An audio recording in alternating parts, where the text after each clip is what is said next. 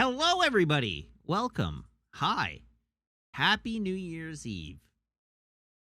It's been a long time since we've all been together, but I hope the holidays have treated you well, whether you observe or not. um, so hi everybody. Orlantia, no, we're not dead for the year. We're not done for the year. This is the last stream. This is the last stream of the year. The first stream of 2023 is tomorrow. Maple has decided to get loud all of a sudden.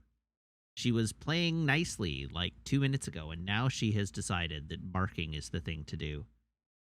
I don't know. Maple's been kind of impossible today.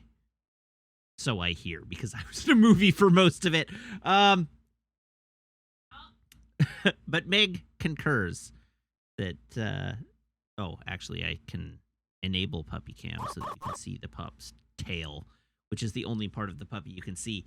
But yeah, it's been a long couple of weeks. It feels like it's been a long couple of weeks.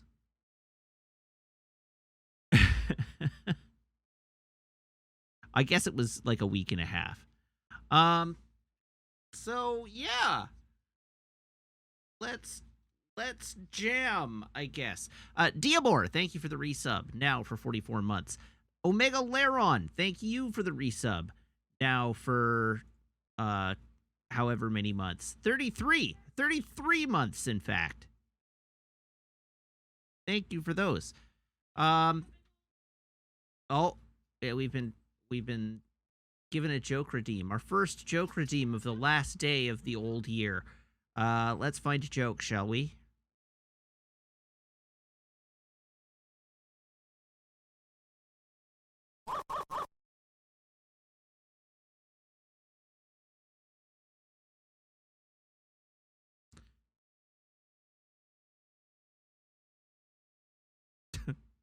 It's a well-known fact that 4 out of 3 people struggle with math.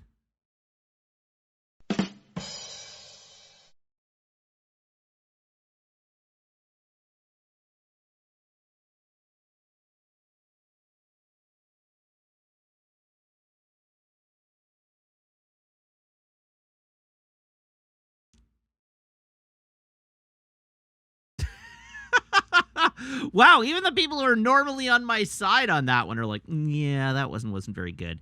Here we go. I always find it depressing to watch the New Year's Eve show in New York. They always drop the ball.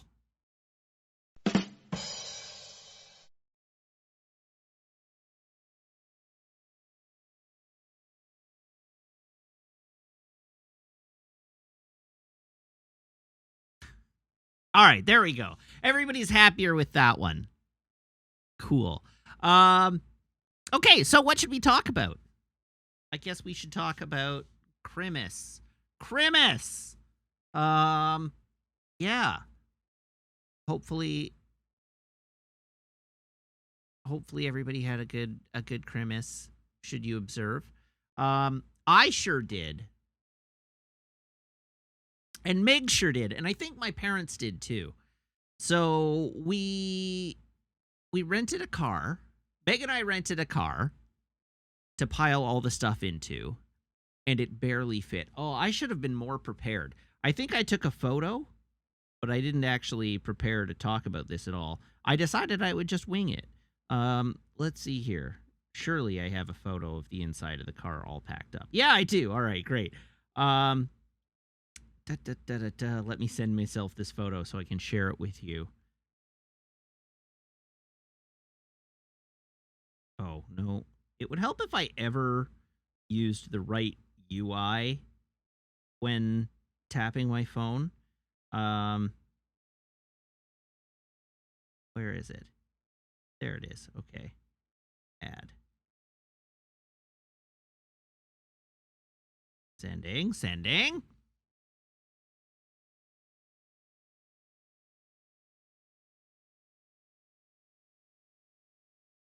Here we go. Okay, so as I was saying, we rented a car.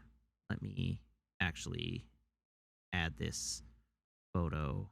There we go. We rented a car, and the car we rented was an SUV. Because we had a lot of stuff and a dog. And you can see here, this SUV is packed within an inch of its life. There is no unused room in this SUV. And it is so full that it almost didn't close.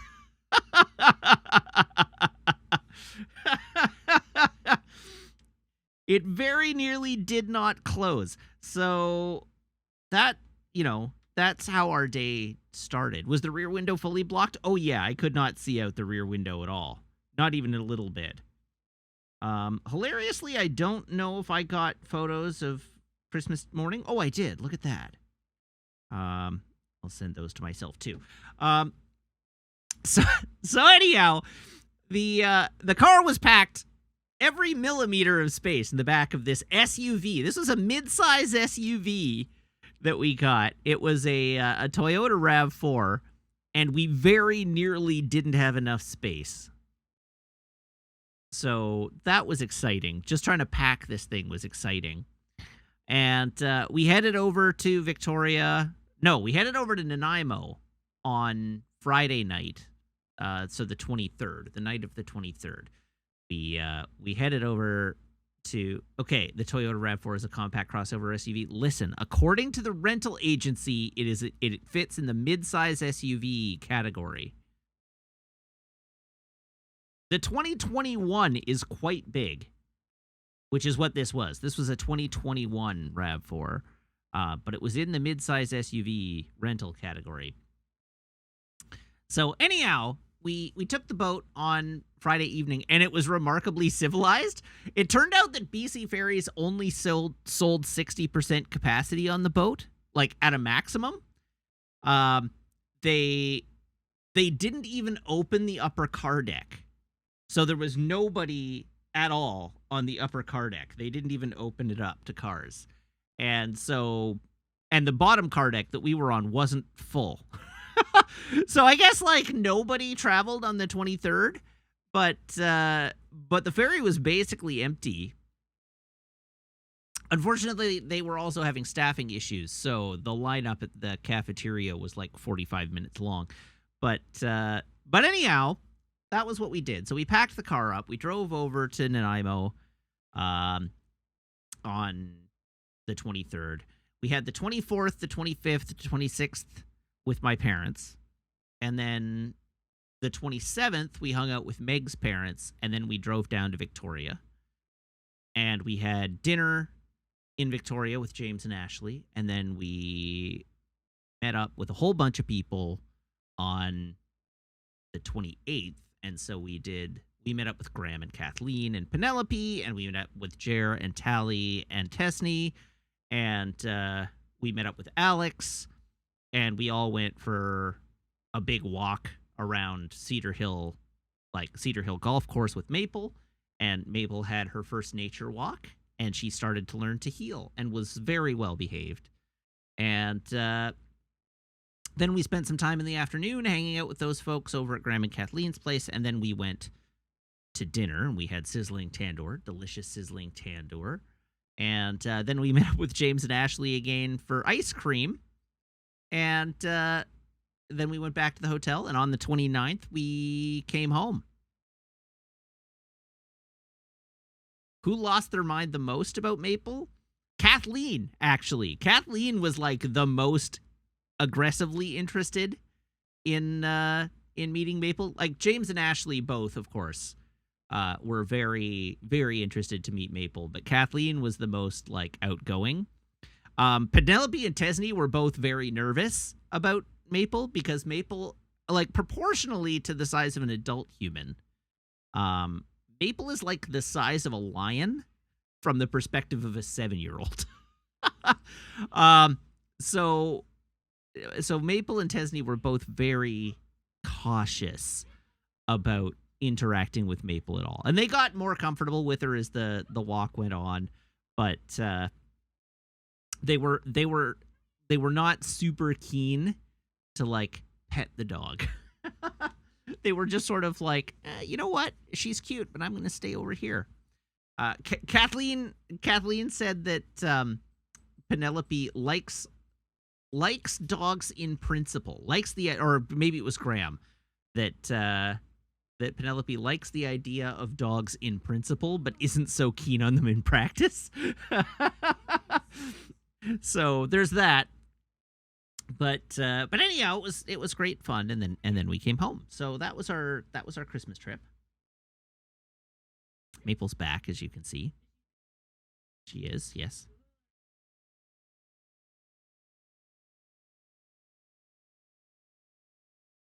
Good girl. Yeah. Good girl. She lost another tooth. She spat out a molar the other day. She's in the process of losing yet another molar. So she's just about ready to spit that out.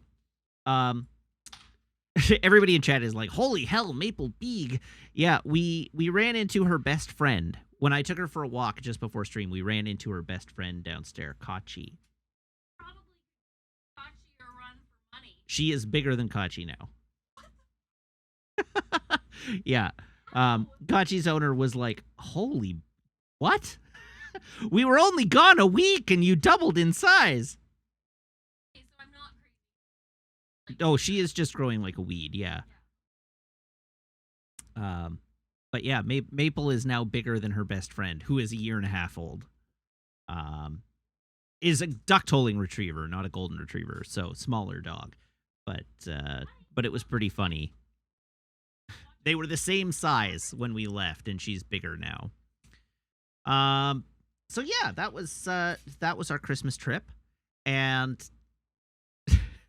so the reason I saw it asked, why is the car full of so much junk? And the reason the car was full of so much junk is I described earlier that the Wiggins Christmas is kind of bonkers.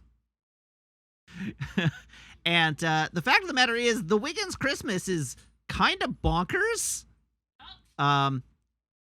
So that is that pile of gifts that you're seeing in this photo. These are just the stockings for Meg and Maple and I.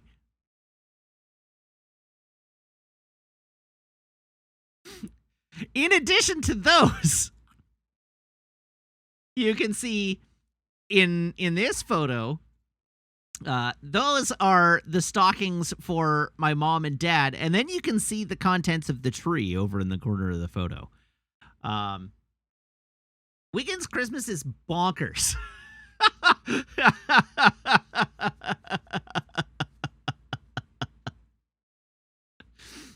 So anyhow, everybody's like, those aren't stocking gifts. The idea of a Wiggins stocking is that consumables go in the stockings, for one. So most of what's there are consumable items. And but some gift cardy. And gift cardy things. And a few joke things. And generally there's like, maybe one like good present. I mean, like, like tree gift. Yeah. The idea being that there's like one item there that'll give you a taste of what is yet to come. Hint. A hint. An amuse-bouche. An amuse-bouche for the tree. Yeah, that's right. So there's like, it's usually more than one the way my family does it now, but mostly what's there is consumables. So what do we consider consumables? So for instance, okay, now I'm going to start getting hate. So we got each of my parents 2 pounds of coffee from a roastery in Vancouver that they really like. Oh, Meg is coming in to join the party. So we got each of my parents 2 pounds of coffee, like whole coffee beans, from a roastery in Vancouver. We got... Oh, I guess we'll have to move your other girlfriend. I see. My dad got 3 bags. Yes. Maybe 4 bags. You got 3 from us. 3 from us and 1 from my mom. That's right. So my dad got 4 bags of peanut brittle from Purdy's. My mom got... So, like, sweets. Yeah, sweets. My mom got 3 boxes of fruit jellies from Purdy's. I got 2 boxes of chocolate caramels from Purdy's. Meg got 1 box of chocolate caramels from Purdy's. We're sharing because Yeah, sharing is caring. we're sharing. I, for instance, got a couple of gift cards, which will go to good use. One of the Wiggins family traditions is we get scratch tickets in our stockings. So The other tradition is Matt doesn't scratch them until like July. July, that is also true. Ooh, transparent gift card. The Xbox gift card key is out. What else? What You else? got some socks. That's right. I got some socks, which I have just been. Somebody in chat was just like, please don't call clothing items consumable. Everything else is fine. But no, we did get No. socks. These aren't consumable socks. They're like, yeah. Yeah. Socks. Oh, what else? I'm trying to I think mean, of the I other can just things. go through what I got you. Well, yeah, like, But like I got a you magazine. some, like Gundam building accoutrements. Oh, that's right. 2 cans of top coat. 1 can for me and 1 from your Secret Santa. That's right. 1 can from you and 1 can from my Secret Santa. Some Q-tips, like special Mr. Hobby Q-tips for Gunpla building. I got Meg a movie. I got Meg Elf on 4K Blu-ray. Yeah. My mom got a puzzle. Maple brought us vacuum cleaning filters. Oh yeah, that's right. Maple got me and Meg filters for our Dyson vacuum cleaner, which we needed, so it's very good. I got some soap. Meg got some soap. You got washcloths for doing the dishes. That's right. I got washcloths for doing the dishes. Maple stocking was just everything. Maple stocking was everything Maple got, yeah. But it was almost entirely treats and a few toys. Which we were planning on getting her anyways. So. And then like the big consumable item, like the big expensive consumable item, is like a tradition that I do, where every year I go to a wine store here in town and I go to their vintages room and I buy I talk to their sommelier and get a recommendation for a bottle of red to pair with Christmas dinner, a bottle of white to pair with Christmas dinner. And then this year I also got a bottle for Meg of a wine that we normally like. And so my mom likes white, my dad likes red, and so I get a nice bottle, not outrageously priced, but like a nice bottle and a not inexpensive bottle of wine for my mom and my dad. So that we have 1 each of a red and a white wine to pair with turkey dinner that night. And Wiggins' parents drink a bottle of wine. No, we share it. Like, it was between 4 of us. We all got pretty blitzed on Christmas Day this year, but yeah. It was like, it was only 2 bottles of wine between the 4 of us. Like, it wasn't that bad. Your dad got some other bottles of liquor. Oh, yeah, that's right. We got my dad some other bottles of liquor because we got my dad a bottle of bourbon and a bottle of Bailey's. And your mom got a bottle of her Christmas. Oh, yeah, my mom got a bottle of Amaretto. Yeah. That's right. And so earlier in the evening, prior to the wine, we had a tasting. I say a tasting. We got a finger of each. But we did a tasting of the bourbon Dad got for Christmas, and then we got a tasting of the bourbon that he already had in the liquor cabinet to compare. So there were two ounces or so of bourbon each.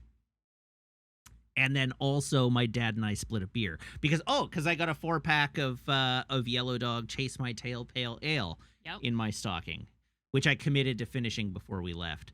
So that was that was the stockings basically. I got a photography magazine. Yeah. We gave your mom a framed picture. That's right. We gave my mom a framed picture, like a little 5x8 of 5x7. That's right. That was a whole thing. A 5x7 photo of me with Maple. And that was the stockings. But the way we do Christmas, so before I go any further, the way we do Christmas is very methodical is the right word. So when it comes to Christmas time and when it comes to Christmas Day, and it has been this way since I was a child, we get up, and when I was little, I had to wait in my bedroom until the grandparents arrived. And once everybody was situated in the living room, they would allow me into the living room to see the whole, like, everything that had been laid out. But we don't do that anymore. Now it's like, I'm helping put the presents out the night before, so we have a pretty good idea. You mean helping Santa? That's right. I'm helping Santa.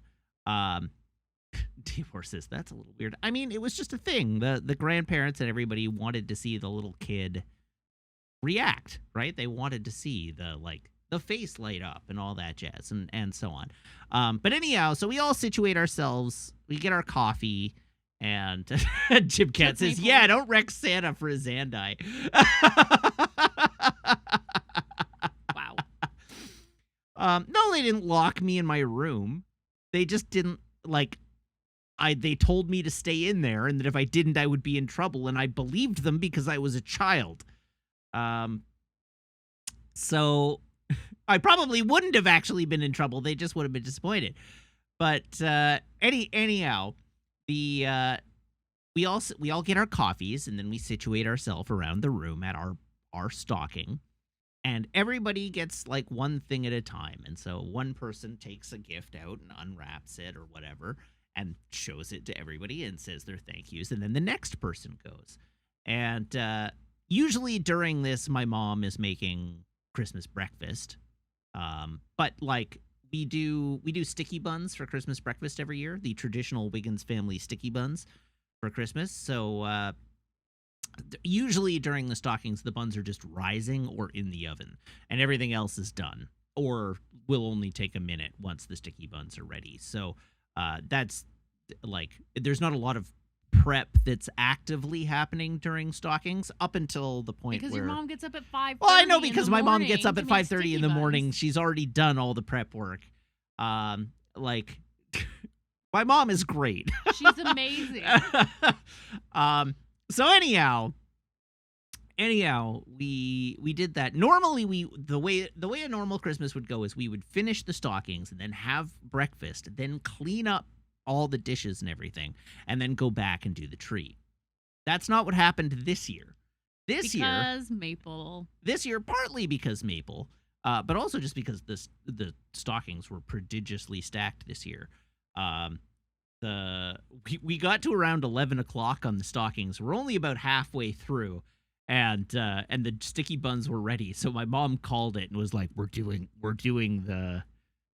breakfast. We'll come back to the stockings later." So we went and did breakfast, and then did all the cleanup and everything, and then came back and finished the stockings. We finished the stockings around 1. Yep. And then when the stockings finished, the turkey had to go. Turkey had to go into the oven. So everybody like collected their winnings from their stockings and took them off to be ensconced in their various rooms, while Mom got the turkey ready, and Dad took all the wrapping paper out to the recycling, and I made a trip to Starbucks. And I took Maple to go make a dookie. Oh yeah, and then Meg took Maple for a walk, and then we all got back and settled back in for the tree. And have you talked about how amazing Maple was during this whole thing yet? Maple was so good. She was amazing. We set her pen up in the living room right next to the couch, and she was so good. She was quiet, and she was happily chill, unwrapped and a few presents. Yeah, she happily unwrapped a couple of presents, but she mostly just settled and was just happy to be there and watched us. Orlandia says you crossed the picket line. What picket line? There wasn't a picket line. There was no picket line. Where we were. I didn't hear anything about this. If I did, Truly. It was out of ignorance, because there was no picket line to cross. And I actually did speak to the staff at the Starbucks that I was at, and they I thanked them. It's like, hey, thank you for working Christmas Day. I appreciate it, being that I'm here. And they were like, oh, they they were like, oh, this store actually staffs strictly by volunteer sign up on Christmas Day, and we only open if we have enough staff signed up voluntarily to staff the store. And if we don't open on Christmas Day. And we do this every year. And I was like, oh, okay, awesome. And then she was like, we had 14 people sign up this year, so we had more than enough staff. So enjoy. And I'm like, that's great. That's great. If you're not like forced to be here and you're just working because, and in fact, she told me a story. She's like, actually, I really like working Christmas Day because I work long enough that I don't get enlisted to help making Christmas dinner, but I get home early enough that I get to enjoy Christmas dinner. And yeah, that was excellent. So there we go. So anyhow, we all got back home, and it always takes a while to corral us all back together. But we started the tree at 2:00. We finished Christmas unwrapping after 4 p.m. This is a new all-time record for length of time between starting Christmas and ending. We started at 8:30 in the morning. We finished at 4 p.m. And there's only 4 humans, and all of us are adults. Yeah, and there were only 4 adult humans participating.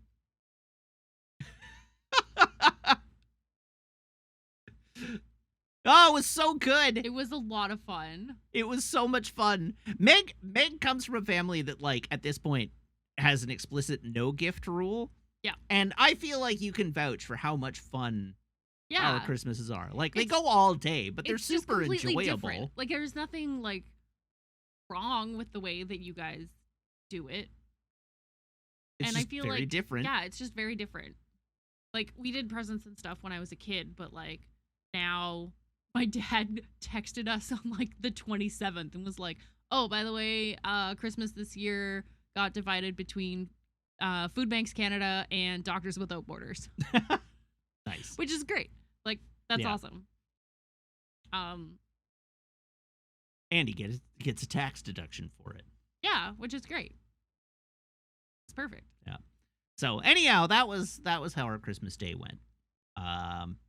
Then we had delicious food. And then we had delicious dinner drinks. and got absolutely lit on delicious wine. The wine was really good. I didn't take pictures of the labels, but we got 2 French wines. A Chateauneuf de Pape.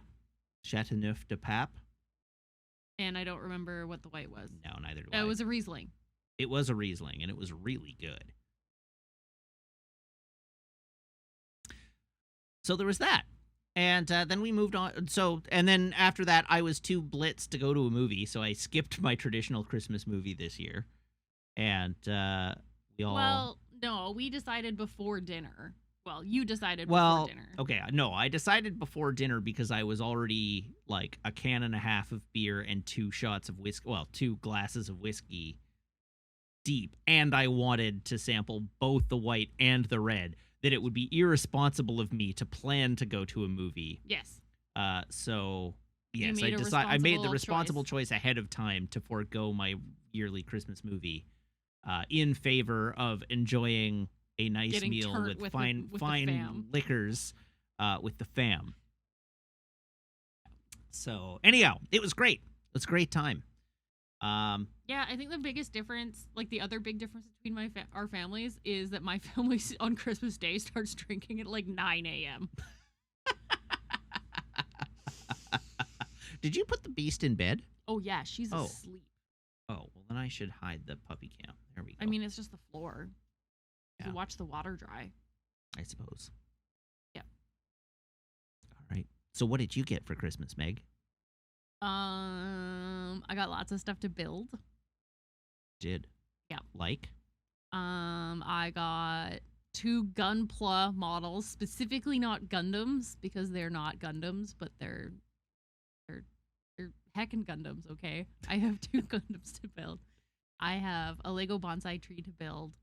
I got AirPods. Yeah, you got the AirPods Pro.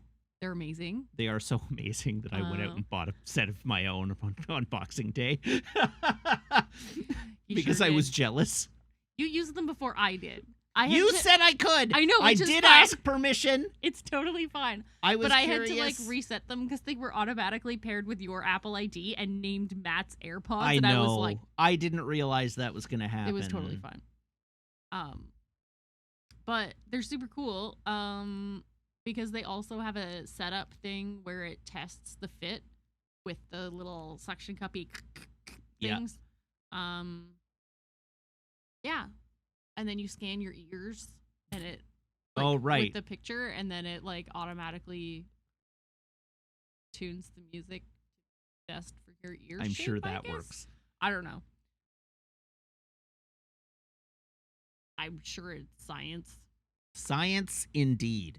Very science. Yeah. What else did I get for Christmas? I got knitting needles. Knitting or needles, socks. yeah. Nice wooden DPNs. Double pointed needles. I got a book about the coastal trees and shrubs of coastal BC. Mm-hmm. I feel like I'm forgetting things at this point. Well, there's at least one thing you're forgetting. Oh my god. You spent the entire day with it today. Oh, yeah. I got a new Switch.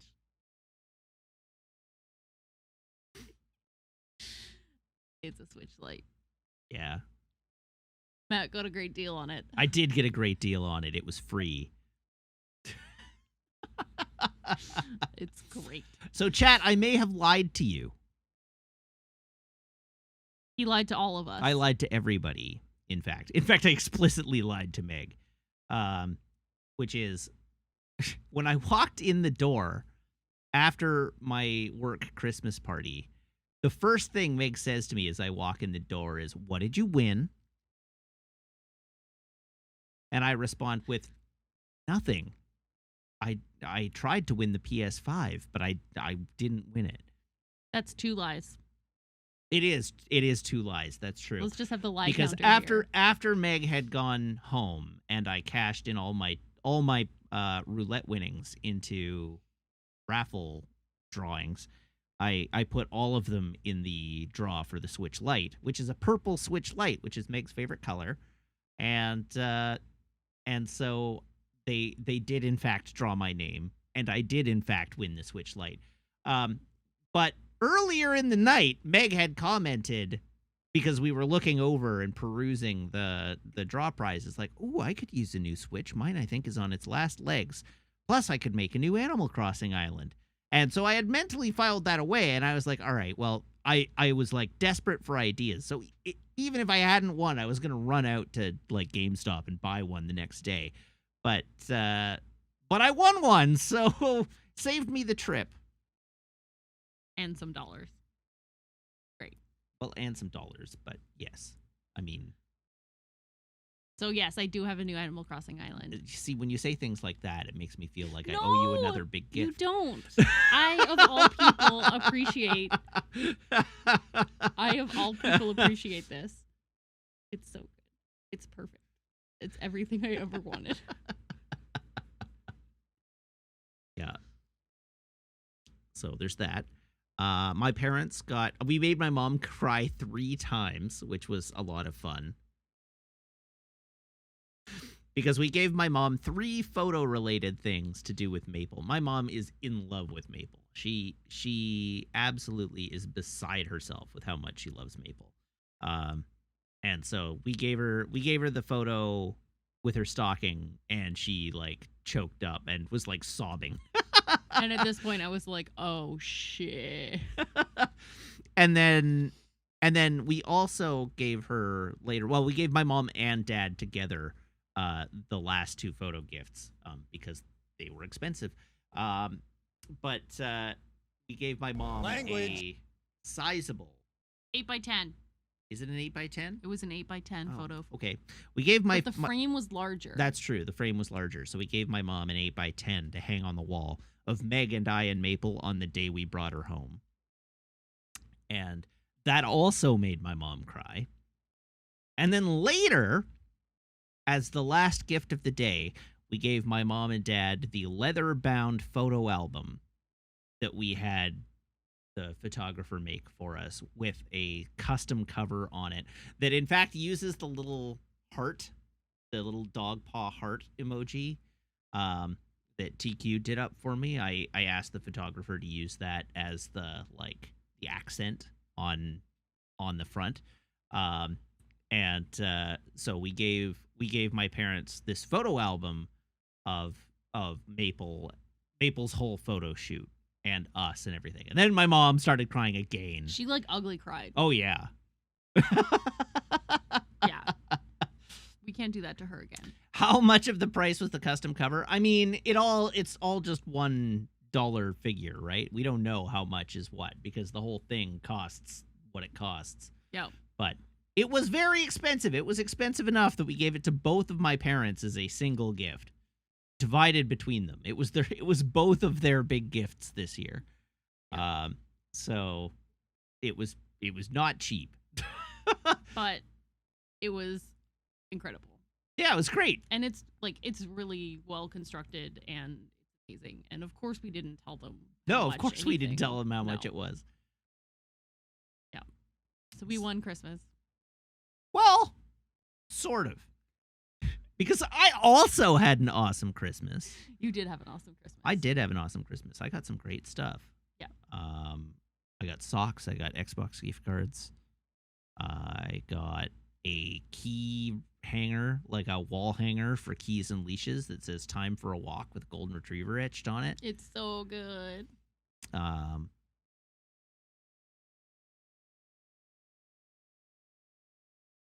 else did I get? Oh, I got a gift card for the hobby shop. Yep. That was a big one. That's going to come in handy. Yep. Why would it come in handy, Matt? I can think of a few reasons. But you're between me and them, so I can't show them off until you help. Would you like me to leave, or would you like me to help? I mean, help is ideal. Okay, which one do you want to start with? Let's start with this one. Yeah, this one.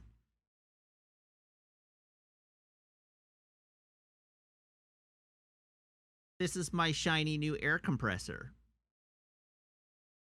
But Matt, what do you need an air compressor for? Well, I'll trade you.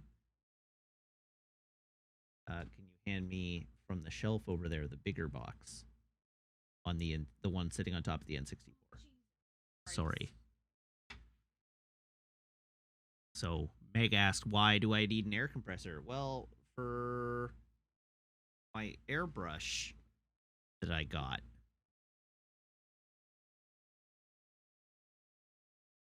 But of course, I don't really have space to use an airbrush. So what good does an airbrush do me if I don't have a space in which to use an airbrush? Why don't you have the space, Matt? Well, because we live in a tiny apartment and I was worried about the fumes.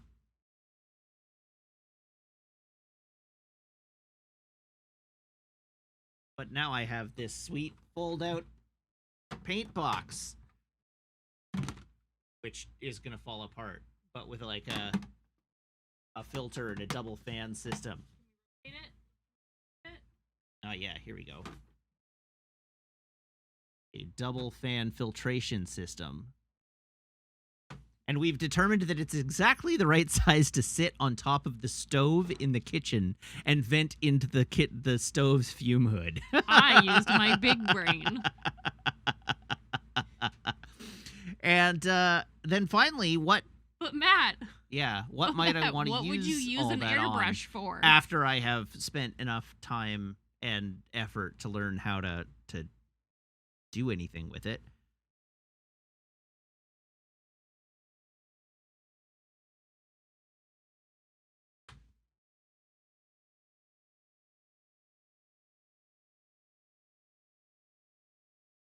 Here, let's angle it so that text is. There we go. Oh.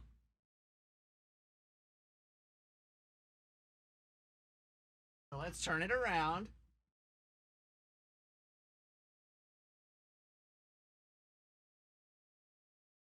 I got that bad boy. The granddaddy of granddaddies. Thank you. Why would you ruin perfection with custom paint? I mean, I probably wouldn't custom paint it. I would probably just paint it in its colors, but do it to make it look better. We'll see. I need to learn how to use the airbrush and how to paint things before I do that. Really, the biggest thing will be to do black basing and highlighting so that the paint is more metal looking. Paint the lesser models and then go perfect grade. Oh no, I have a package of 48 plastic spoons to start with. I'm not starting with models. Hell no.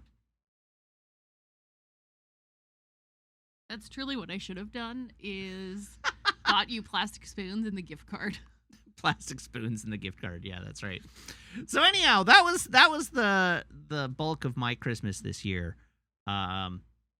Which was very Gundam Christmas. A very Gunpla Christmas, yeah. It was great. I'm very excited about all of it. I have bought some paints. Actually,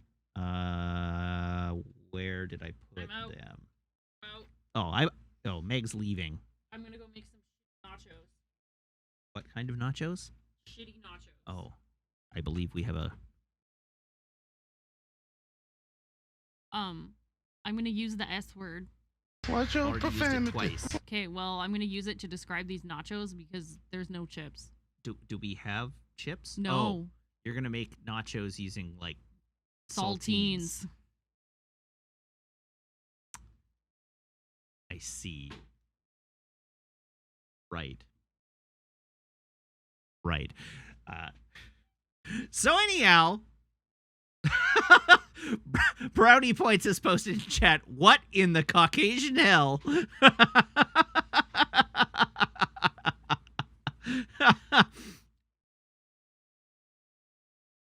Oh, good grief. So anyhow, that was the Wiggins Christmas. And we have some new things to look forward to. So I'm going to have to buy myself that cloud lifter. Yeah. The cloud lifter has moved back onto the streaming wish list and off the Christmas wish list now. Oh my, come on. There we go. Much better.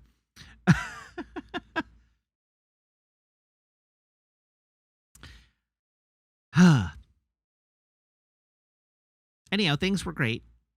We just barely had more space in the car on the way home than we did on the way over. But it was pretty close.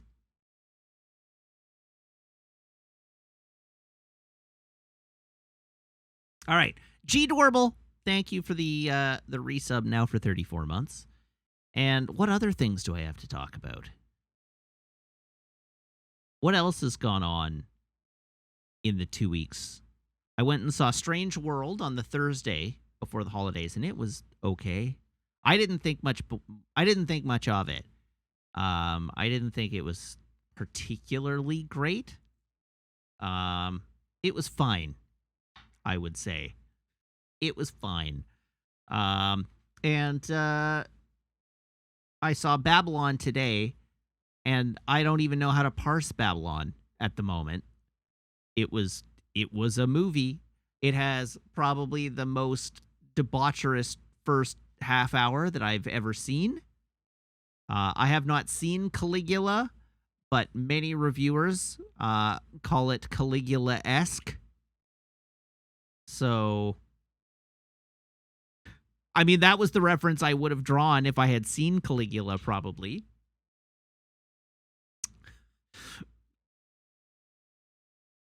But yeah, it was okay. That movie is 3 hours long for some reason.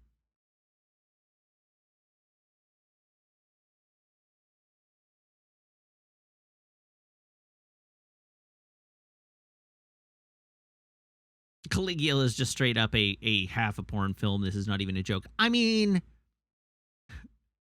so there's obviously not like any unsimulated sex in this movie, but there's a lot of naked people.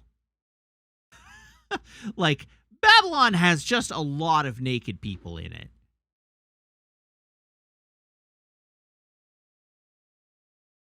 having parties.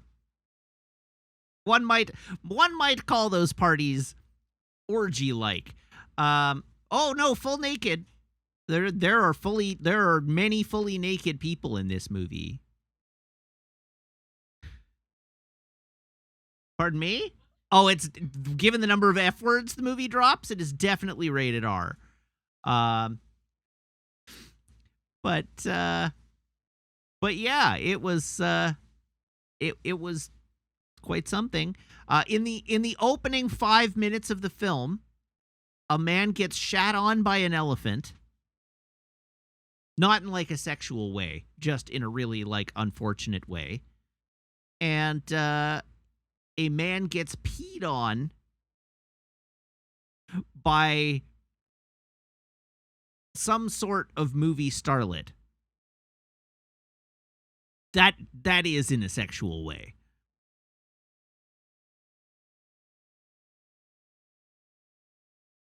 Then, at a later point during the same party, the elephant comes into the party and is present in the party. This is all in the first 30 minutes. The whole first 30 minutes of this movie is about a party being held in 1920s Hollywood that is just extremely debauched.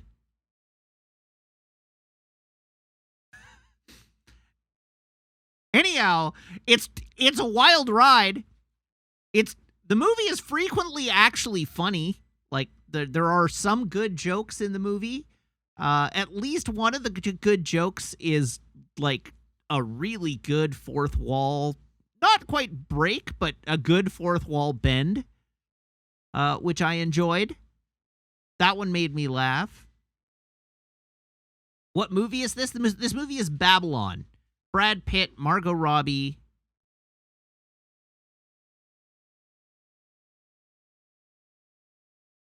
Are the two primary leads. Leads is not right. It's sort of an ensemble film. But those are the two names you'll definitely know off the top of your head.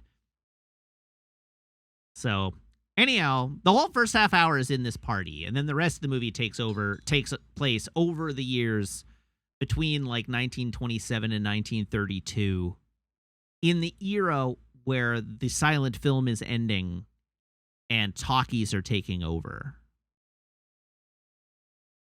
And it is very much a movie about Hollywood in crisis. And as many reviewers point out, it is actually a movie about how Hollywood is in crisis right now, and it is using the period of time in which talkies were pushing out silent film as the metaphor for the crisis that Hollywood is in right now. Anyway, I would definitely not describe this movie as Oscar bait. There are some great performances, and it's very well shot. But I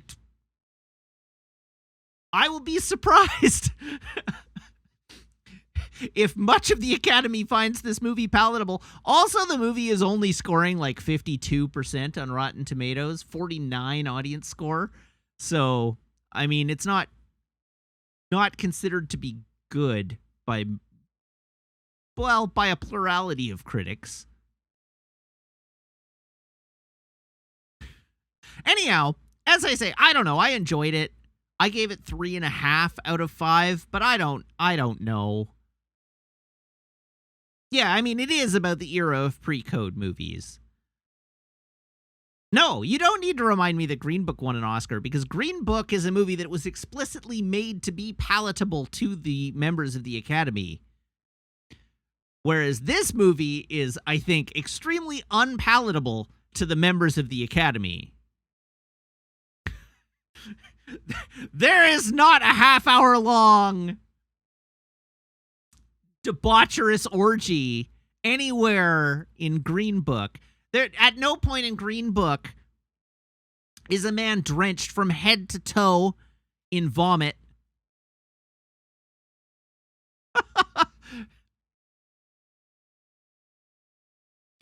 There is not a shot presented to you from the inside of an elephant's anus anywhere in Green Book.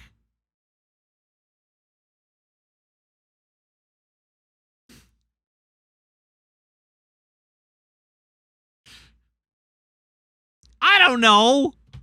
Like, I literally don't know what to tell you. The movie was pretty good. Like, good is not the right word. I enjoyed the movie because I thought a lot of it was doing good things and was doing good things in interesting ways.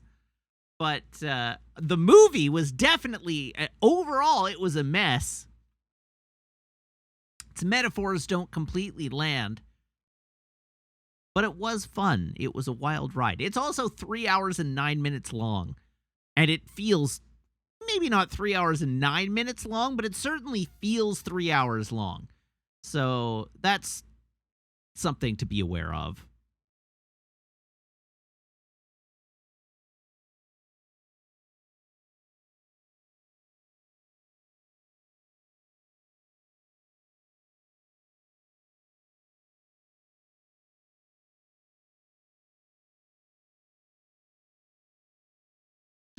Kosar Prime says, what is this movie's idea about why Hollywood is in crisis? I mean, the thesis of the film is sort of in the ballpark of like Hollywood and movies in general go through these periods of change that the people in the industry can't see coming.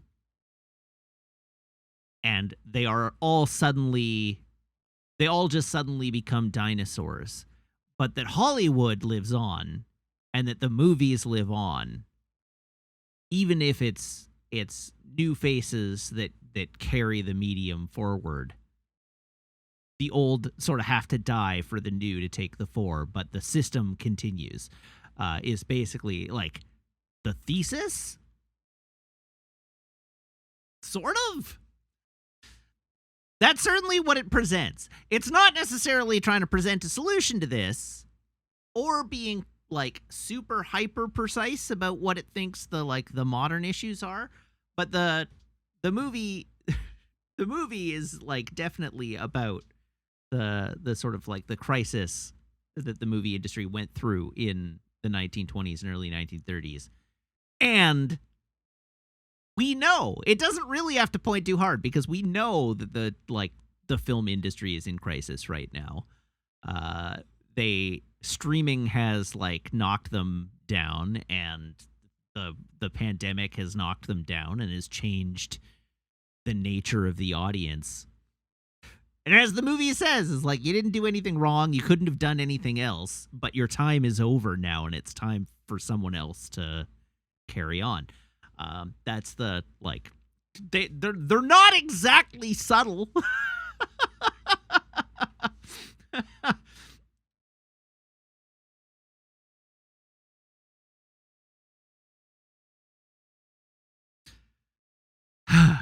All right, so those were the movies I saw. What else do I have to talk about? Do I have anything else to talk about?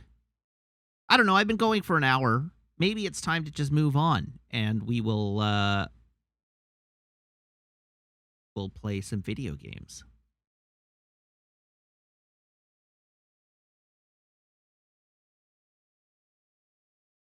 Traditions. P. Johnson says, you're telling me the movie where an elephant shits on a man in the first 20 minutes isn't subtle?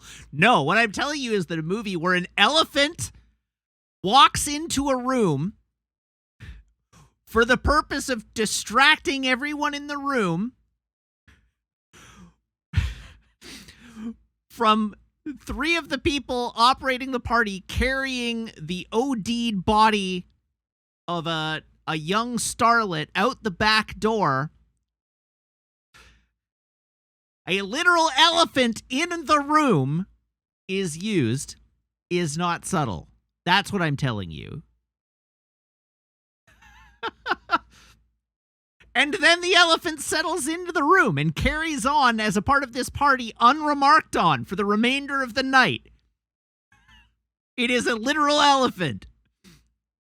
All right, let's move on to our traditions. Here is my phone in its shiny new phone case, which I went and got yesterday. So my phone case is not falling apart anymore. Hooray.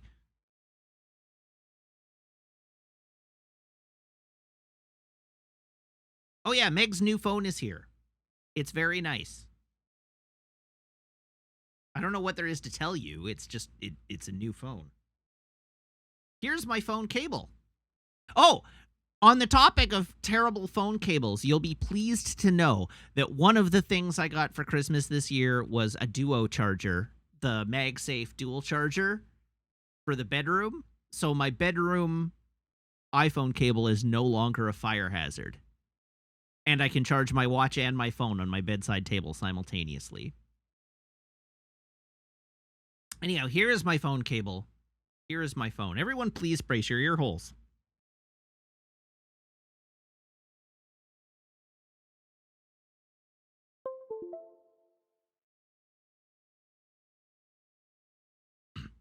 Can we see that cable again? No, you may not. It's fine. It's fine. Also, apparently I only have 21 gigs of space left on my phone, so I should probably, I should probably empty it out a bit. It's fine! You can't even see the exposed wire yet. It's just sheathing that's exposed.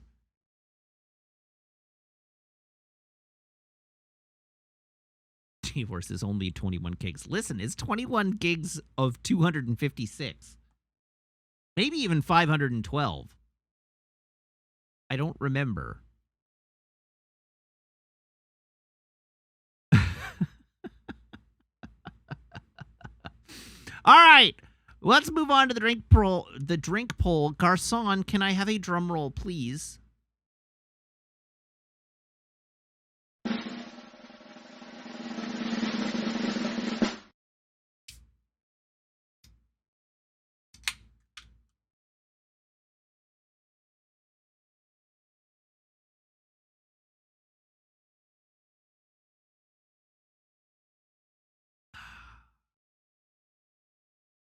Delicious and nutritious. Hoyne Pilsner.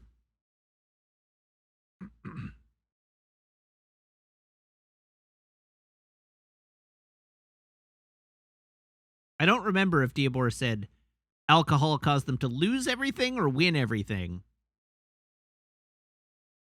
With goat there, I get the sense that Diabor probably... Oh yeah, Diabor is going to win big.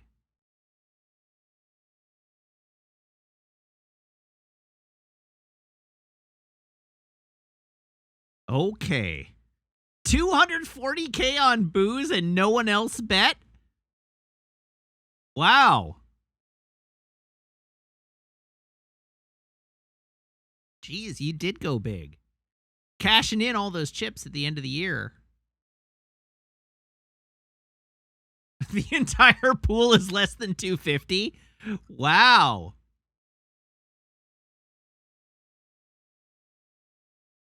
Everybody was just hoping for a piece of your ante there. That doesn't seem like a very good return, all things considered. We need to be able to, like, weight the odds. Alrighty. Well, here we go. Let's move on to our video game. It's time. It's time to beat the Nameless King.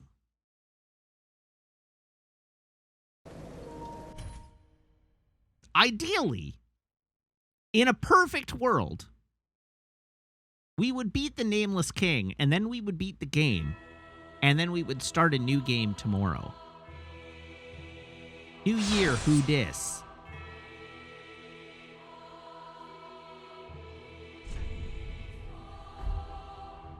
Isanda, yes, I did show beverage.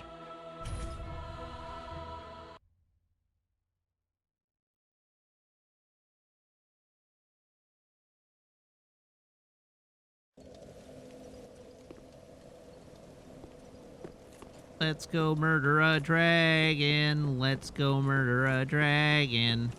Let's go murder a dragon and free ourselves from this hell.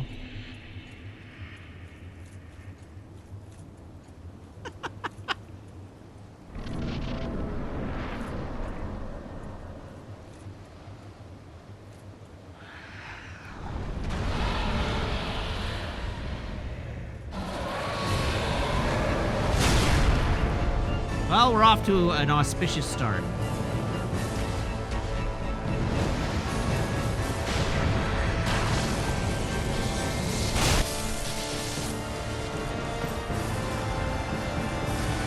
Huh.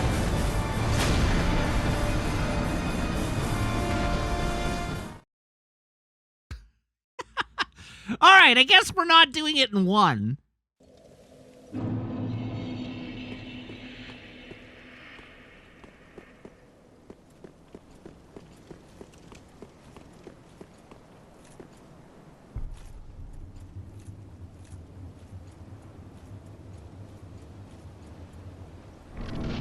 You know, I had kind of hoped that being 1 week out of practice would lead to one-shotting one of the hardest bosses in the series.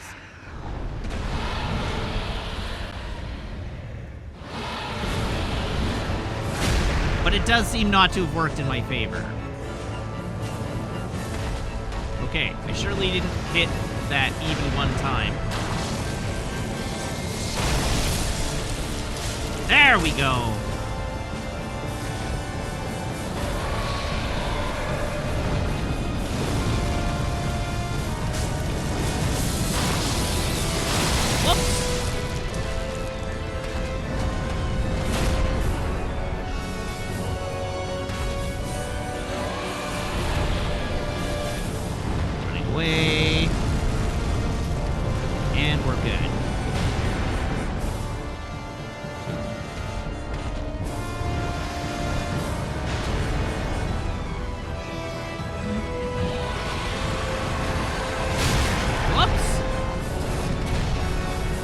Now I have to heal.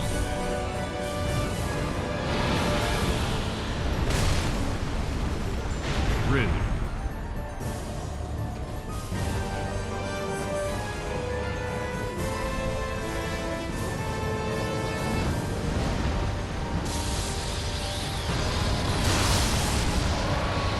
Thank you. Thank you. And get in there and chop him right in the face. Or miss him 4 times? 5 times!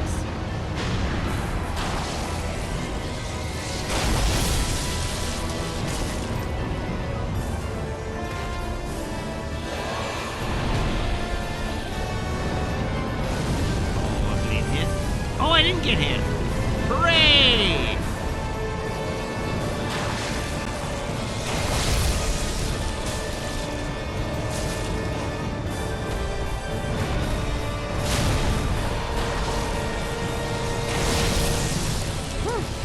Spicy.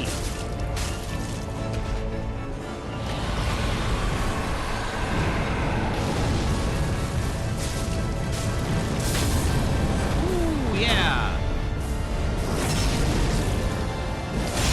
And down.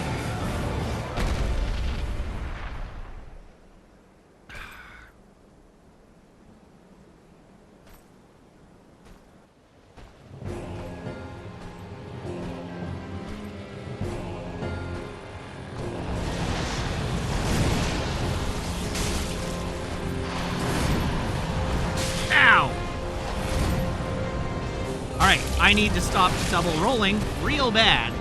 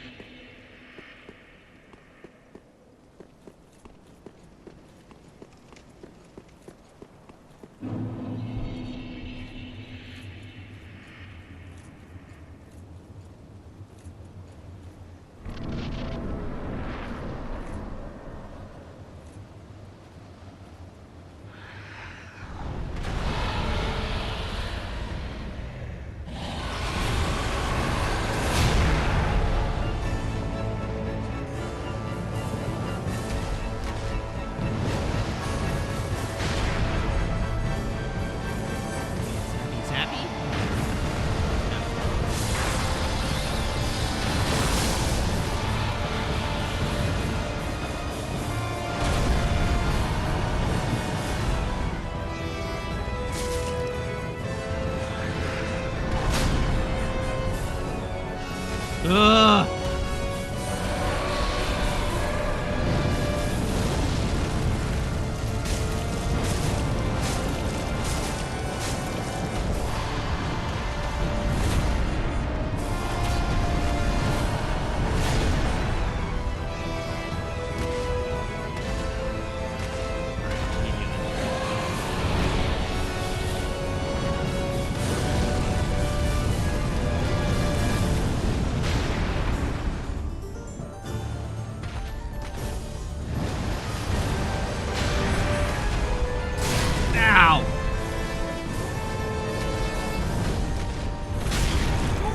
Woof!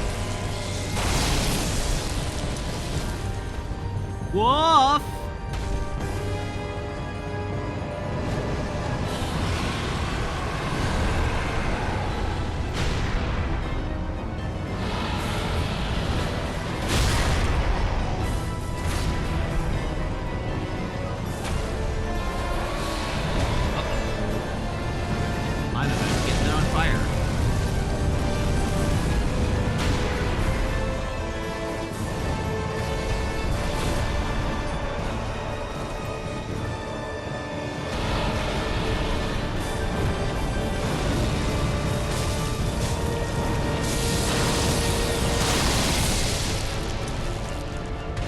Rough. Double rough.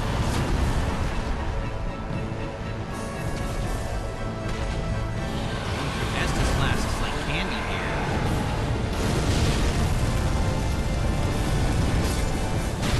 Alright, well, that wasn't a tremendously successful attempt.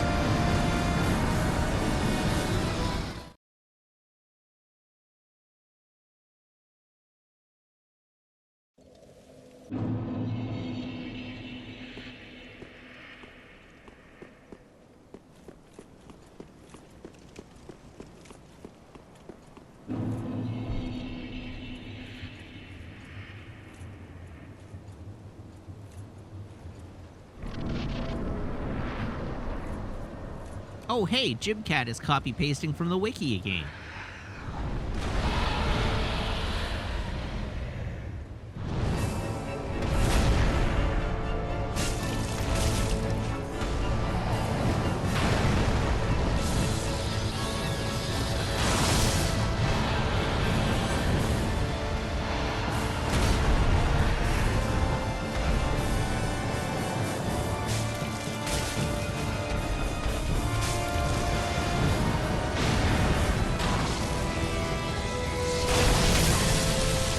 Rude.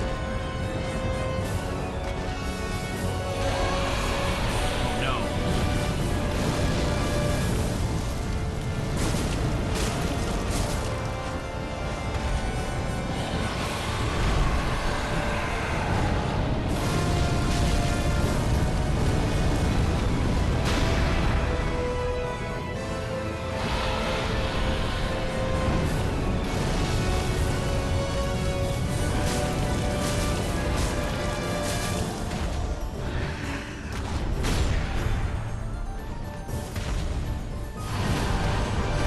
Oh.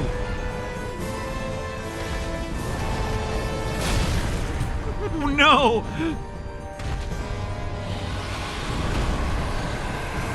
I'm about to get lit on fire again.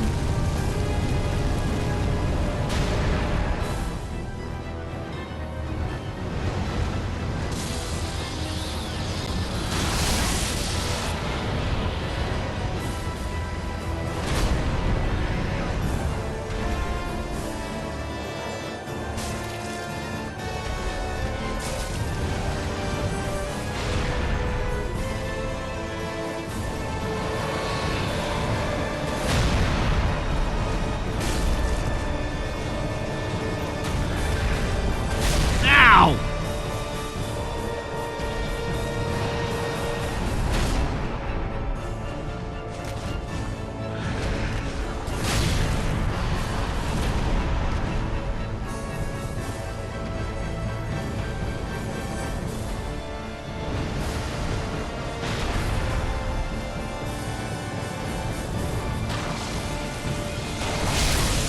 Come on.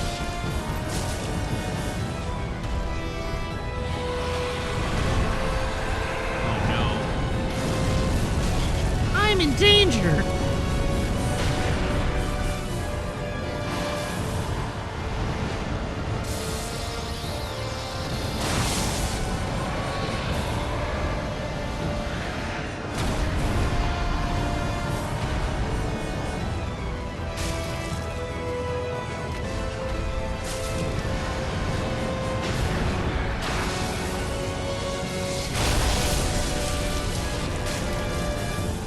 Oh no!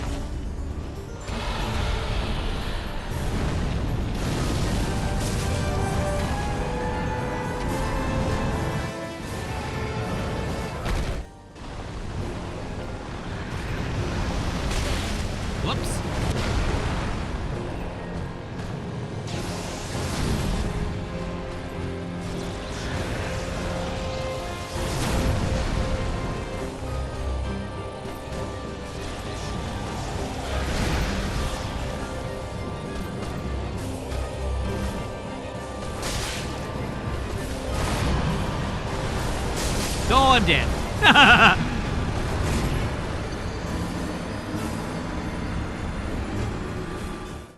Well, I hit him one time.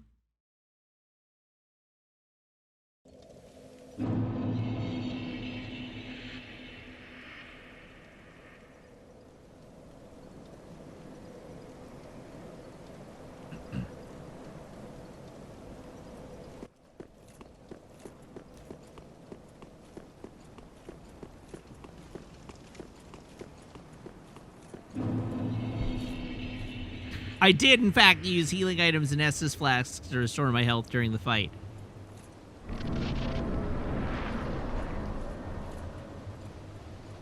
I did not, however, use my shield to block his attacks.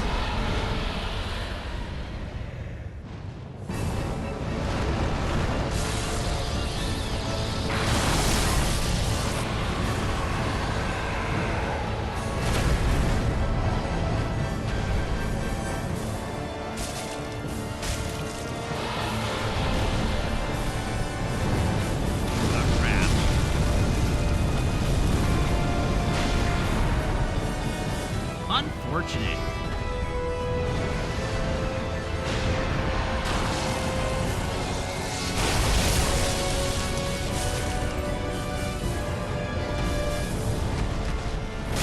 Ow! Really?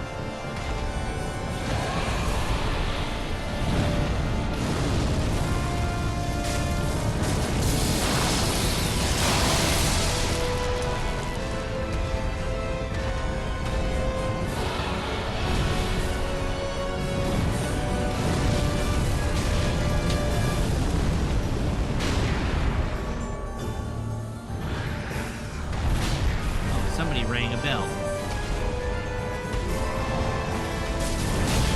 Ugh!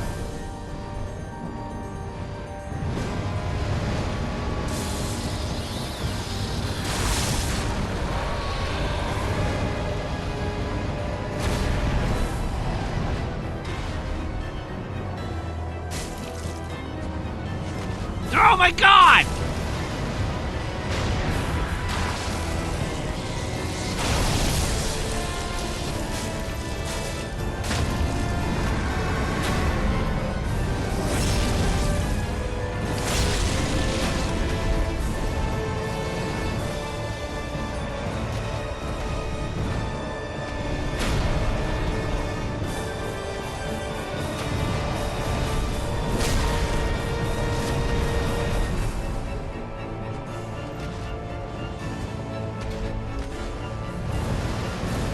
I hate this fight so much.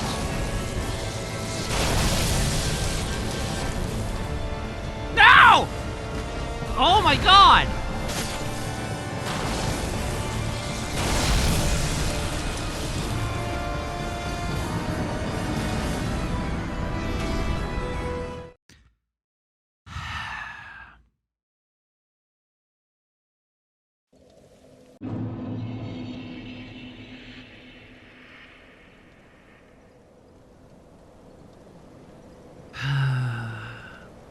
That one hurt.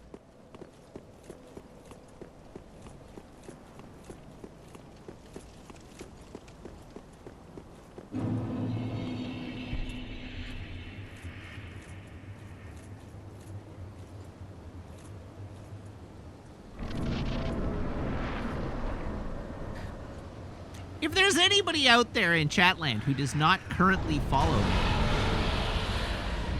I am one follower away from 4,100. Please consider hitting the follow button.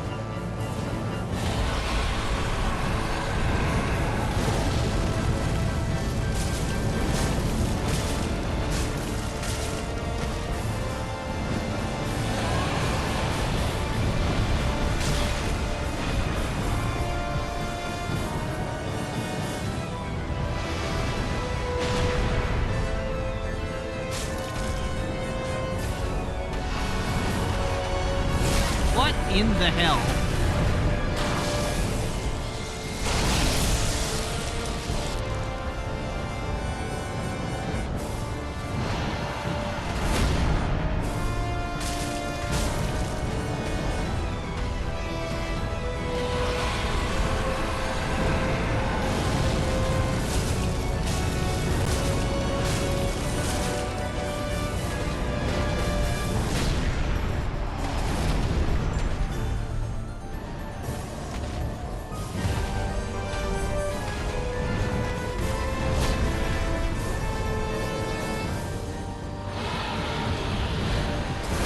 Oh, no!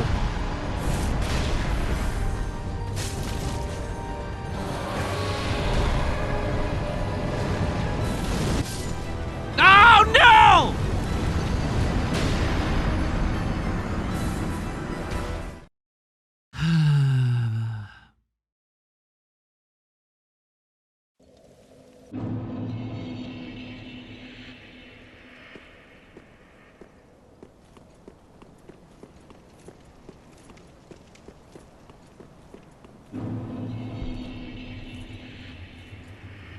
My will is already broken. I griped about this fight with Graham so much while we were visiting.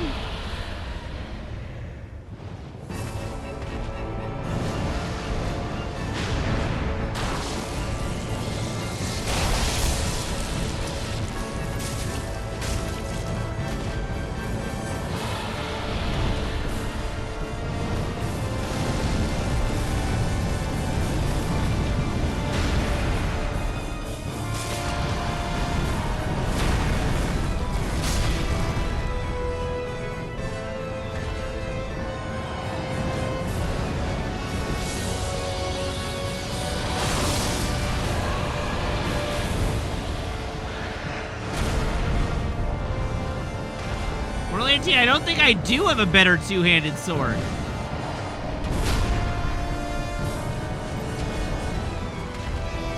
I hate this fight. I hate this fight so much. How did I miss every one of those attacks?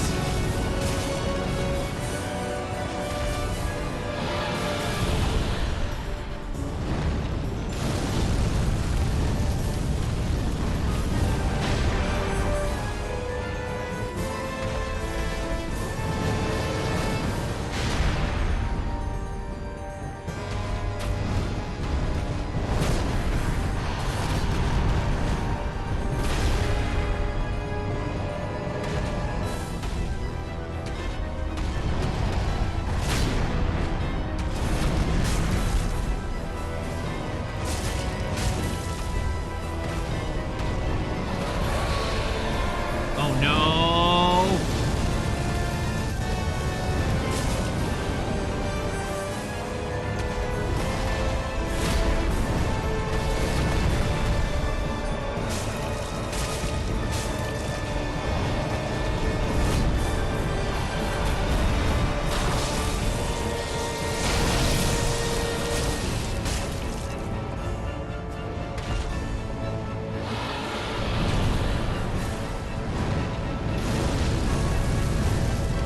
Oh, I got clear. Hell yeah.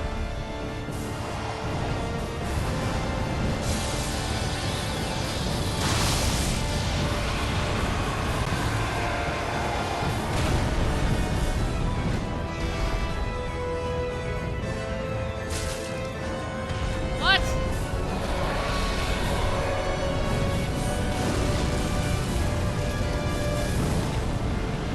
Come on! Oh my god!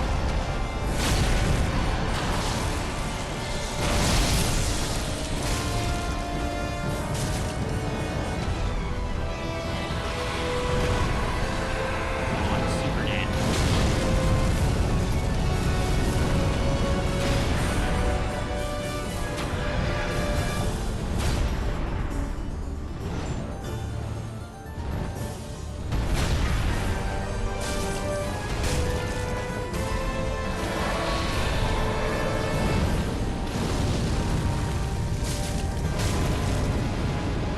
Ah!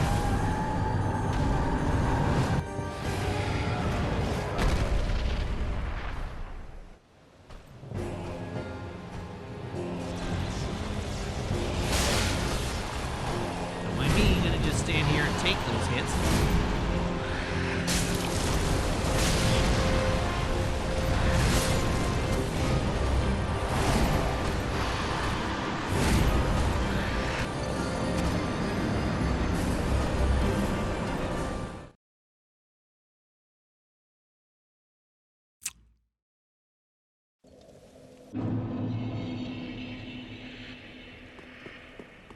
Log in for me. I waffled for an hour. I tried.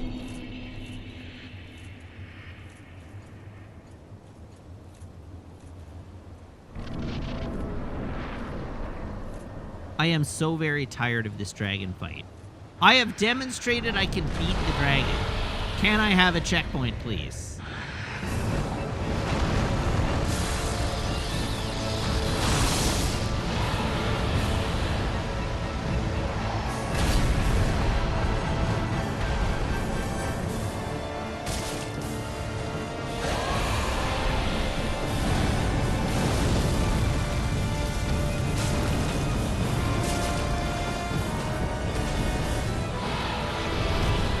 This is one of those game design things that absolutely honks butt.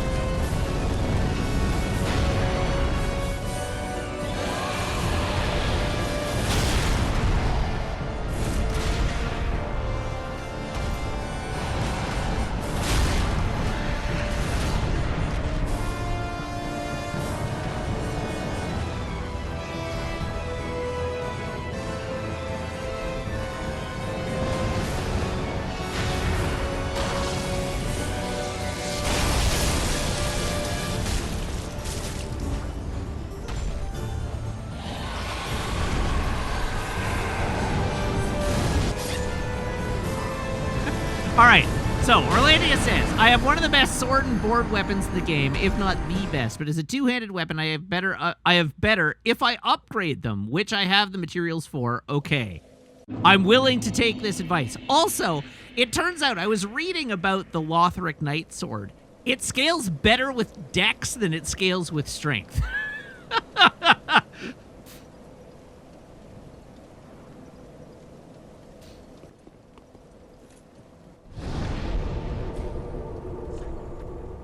Which I don't think anybody ever mentioned to me before now.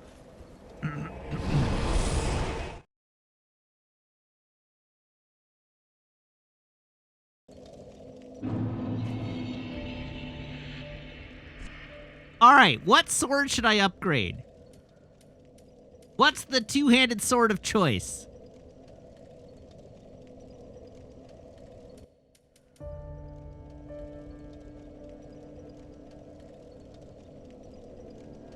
Oh, strength explicitly for heavy sword.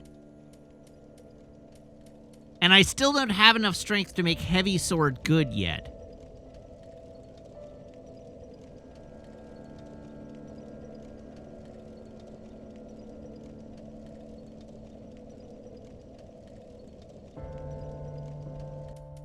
Anyhow, what's the double-handed sword I should be looking for?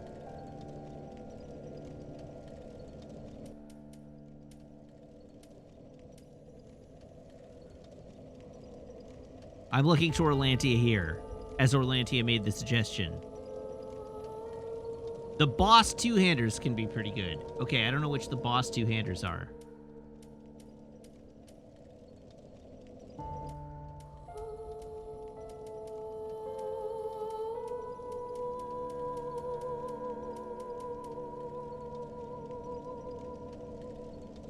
Oh, the ones that need boss souls. I see what you mean. Who is the boss souls person? The Exile Greatsword.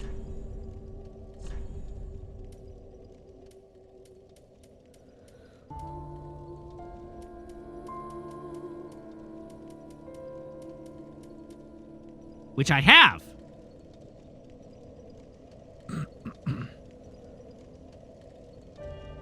Best 2H sword. Dark Souls 3.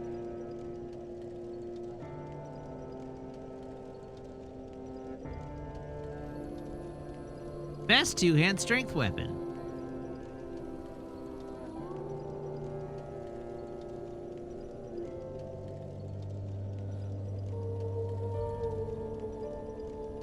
Fume Ultra Greatsword, Exile Greatsword, Black Knight Greatsword, which I also have.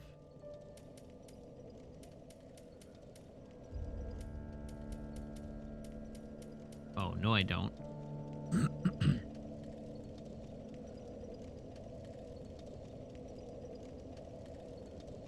Exile Greatsword can be terrifying once you learn the ins and outs of it. I don't know. I'm waiting for Orlantia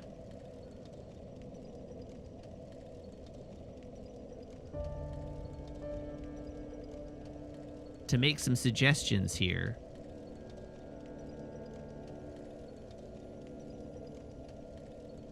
So I have the Dark Knight Sword, or Black Knight Sword.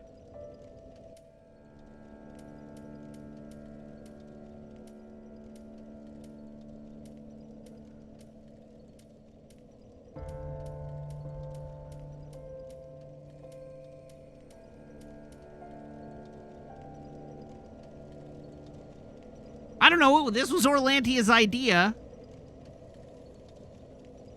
Also, I've been stupid and I forgot to use embers in my attempts.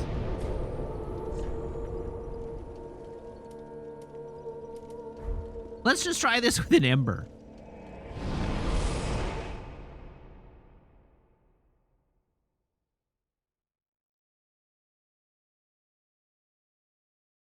Every greatsword in Dark Souls 3 ranked from worst to best. Worst to best? Okay, we're going to the very top. Claymore. Requires 16 strength, 13 dexterity. By far the best greatsword in Dark Souls 3 is the Humble Claymore. This weapon is obtained early in the game by killing enemies that use it in Irithyll of the Boreal Valley. It deals 138 base damage, has a low weight to minimize stamina consumption, and has the incredibly useful stance skill. While some builds might benefit more from the Black Knight Sword, a lot of builds find more use the Claymore, which is why it's number 1. This is a great sword you can get early on, invest the time and resources into upgrading, and never regret that decision. This is your sword unless you have a very specific or quirky build. Black Knight Sword. This is a great sword for killing demons or anything else, really. Obtained from a corpse in the smoldering lake, the Black Knight Sword deals 173 base damage with a 20% bonus against demons. My sword has a +2 against ogres. The damage rivals Ultra Greatswords, and it has a great reach, fast swing speed, and it's light enough that stamina consumption isn't awful.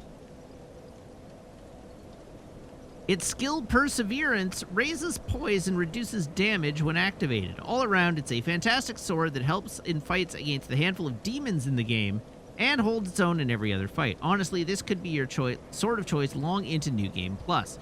All right, maybe it's the Black Knight Sword, not the Black Knight Greatsword.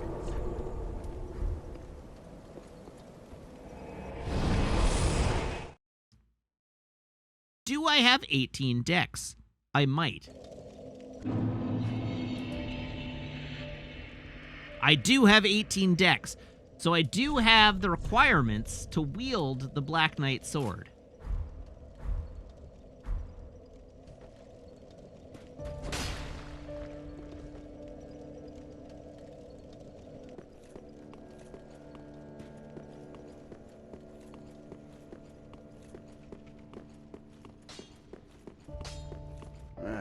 Well, just good. What needs?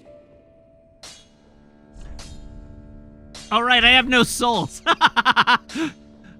Oops. Prithee, be careful.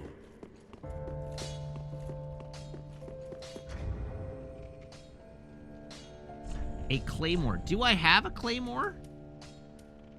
Oh, I do have the Humble Claymore.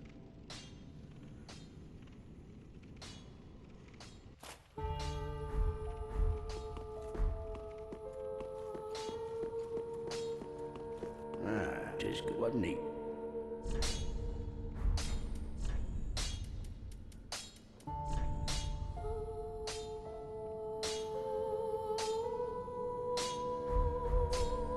Do I want super big swords or just big swords? I want something that's fast and will deal a heck ton of damage.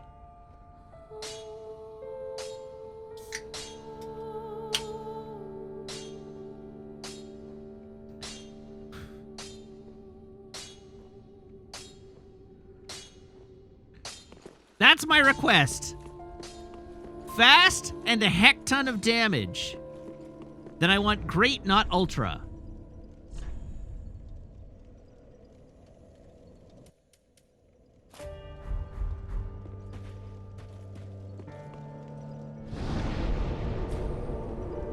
Claymore is my best bet then. Okay.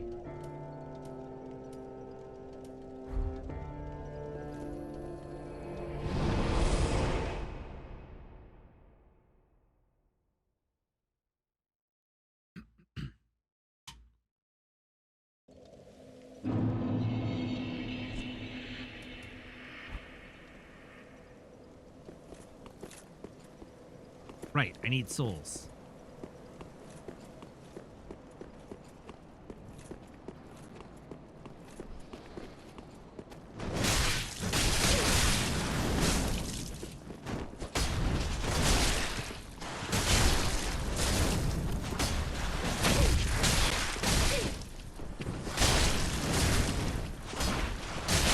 Oh, I'm gonna die. Oops.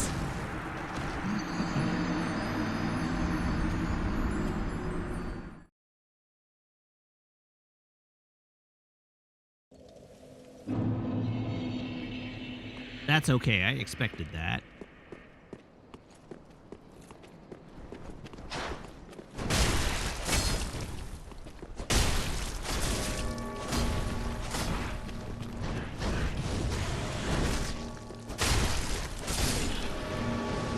All right, we have souls. Hooray.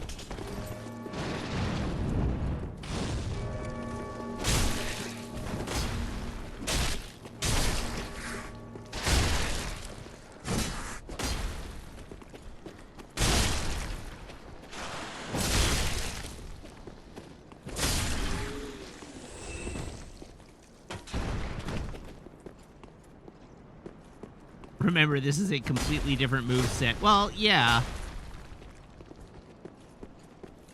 The moveset is still just slash, slash, slash. I feel like my roll is slower, though. Oh, my roll is definitely slower. Okay.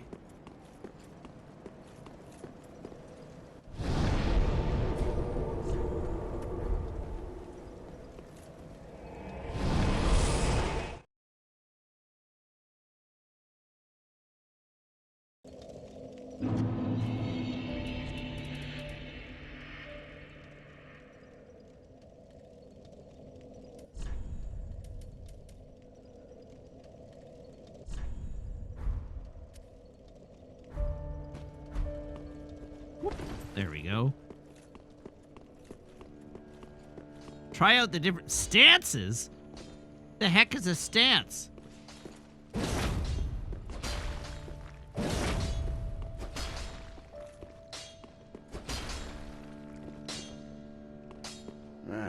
Just what neat.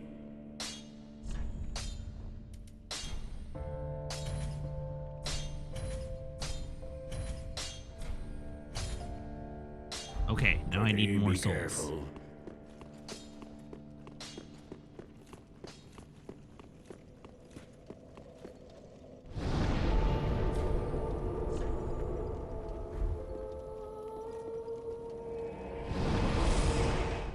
I actually have a whole bunch of Titanite.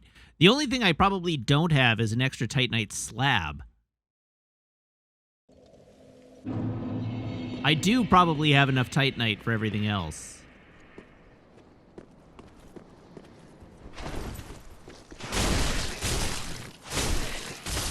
Whoops, that was all one-handed.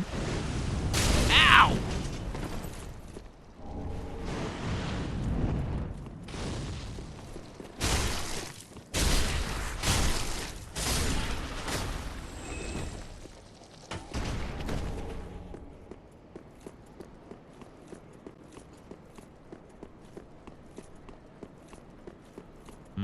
I should just fight some more.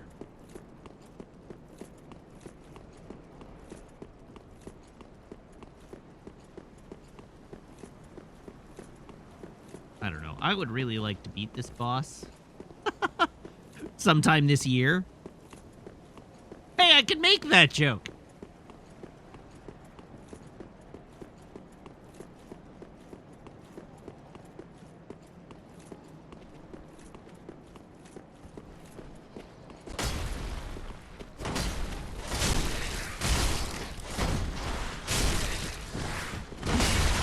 Oh! Wow! Wee! Ow!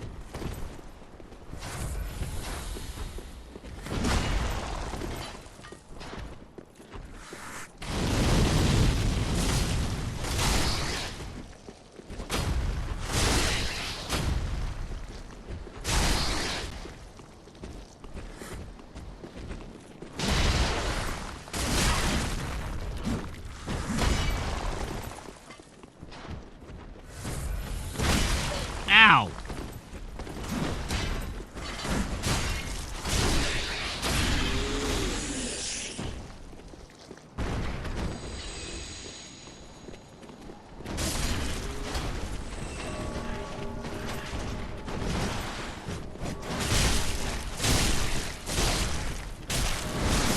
Oops! Well, alright, sure.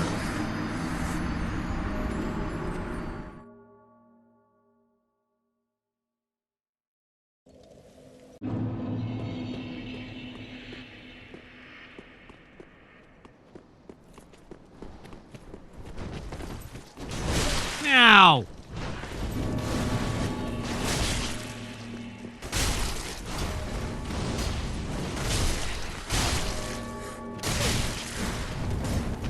Ike! Running away!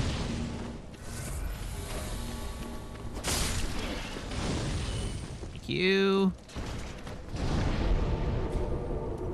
Back to Firelink. Can someone confirm what armor set I'm wearing? I'm wearing the knight armor. I'm wearing the base armor set from the beginning of the game.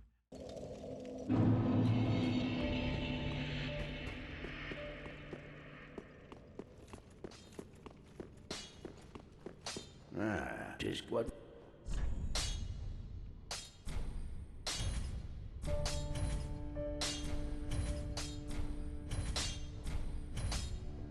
Oh, I actually do have a Titanite slab.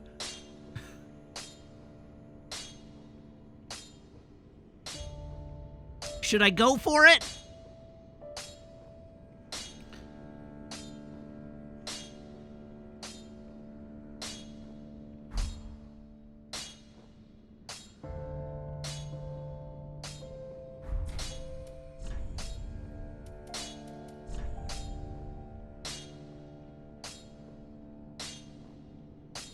Now I have to do math.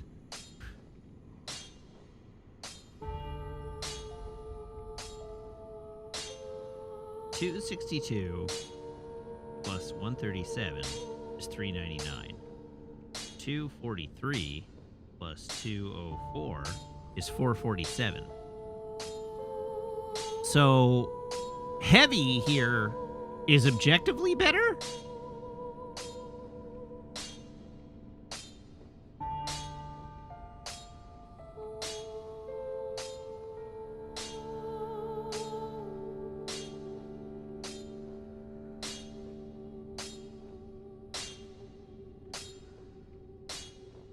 I only have the one heavy gem, though. Compare it with refined. 235 and 170 is actually slightly worse.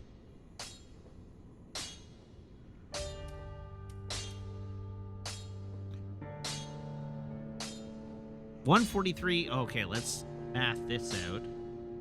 143 plus 71 plus 149 plus 54 is 417.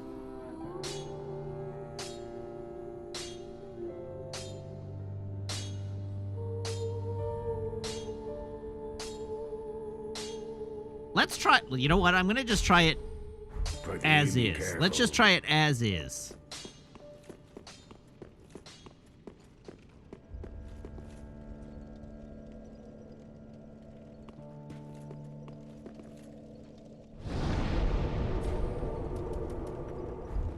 Why did I leave?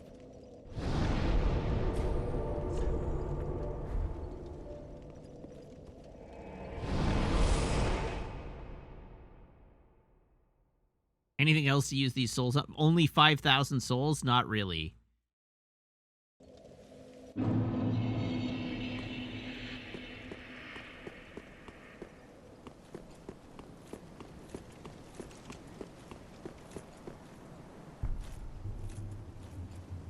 I'll just have to do it in one.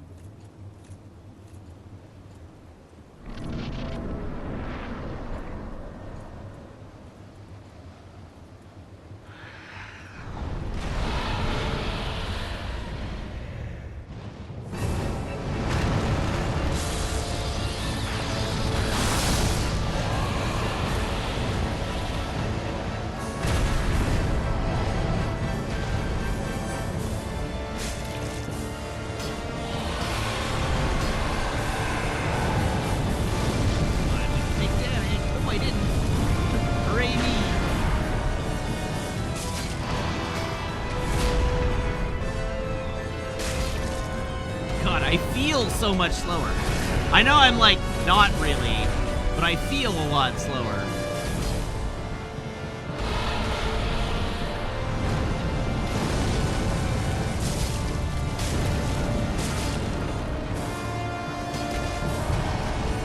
Ow, damn it.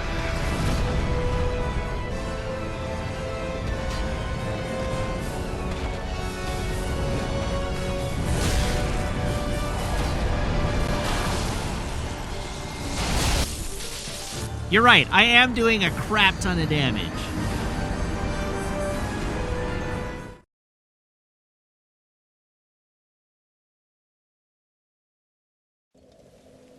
Yeah, the panic rolling did get me. Do I prefer claymores over halberds? I don't know! I've only ever played any of the Dark Souls games with long swords and shields.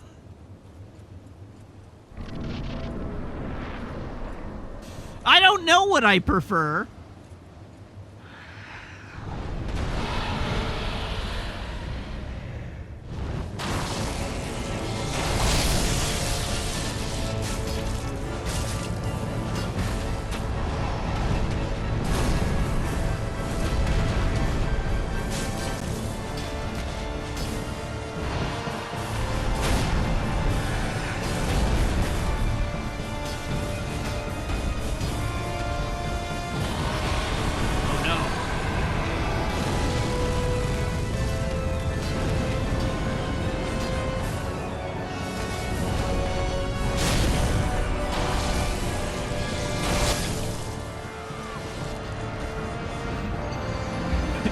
Snoggies, if you play with shields, I thought it was merely a back decoration. Technically, it's a back decoration that restores my stamina more quickly.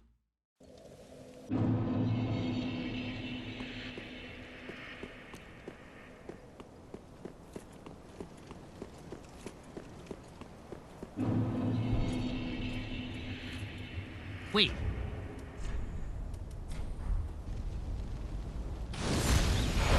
Why, yes, I am very stupid. Yes, that was actually a punt.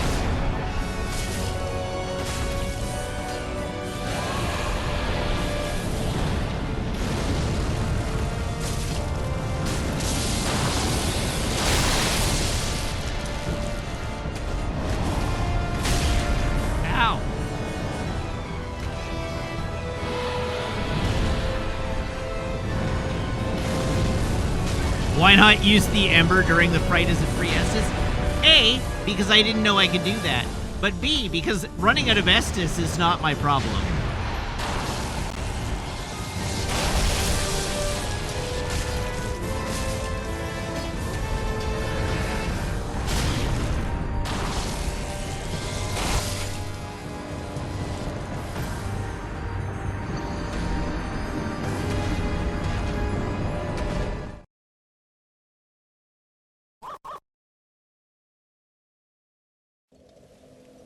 Only here for Desert Bus. Thank you for the follow. Welcome to the channel. Hopefully you'll stay for more than Desert Bus.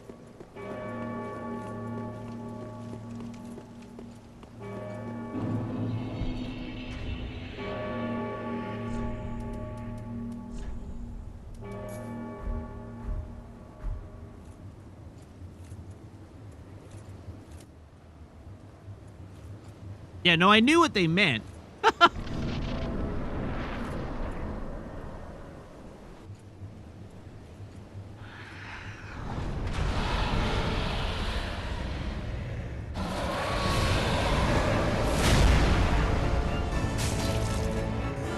Choppy, choppy.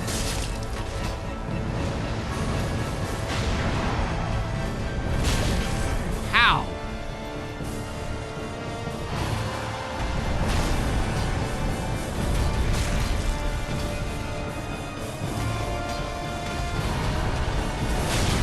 Ooh, I'm alive. Oh, I'm not alive.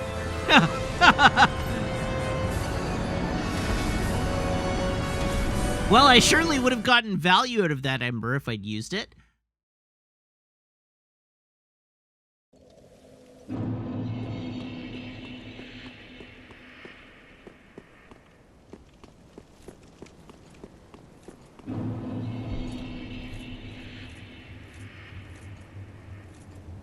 Oh, I had a big wave of deja vu there.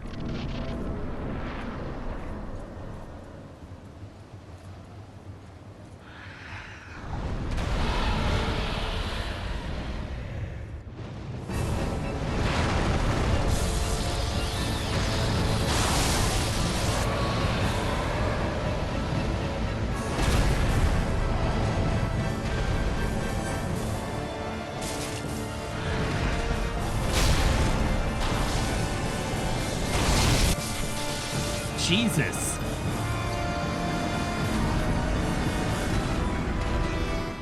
All right, game just decided no. Not this time, fool.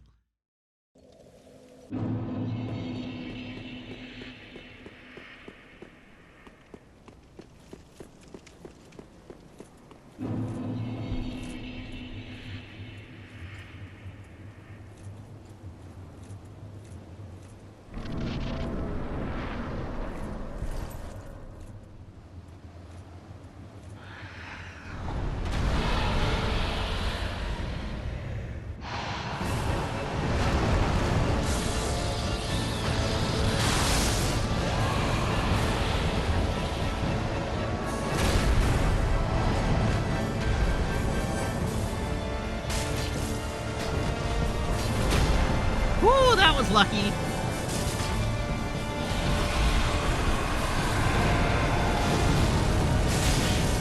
Damn it.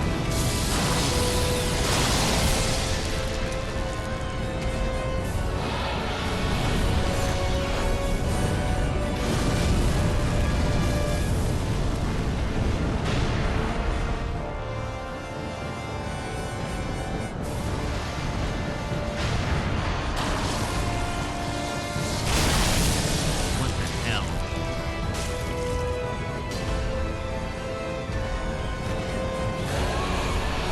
Oh no.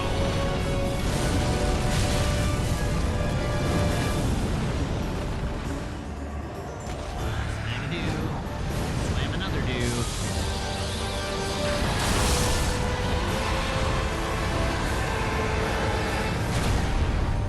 Where are we? We're in the worst boss arena in the game by a wide margin. That's where we are.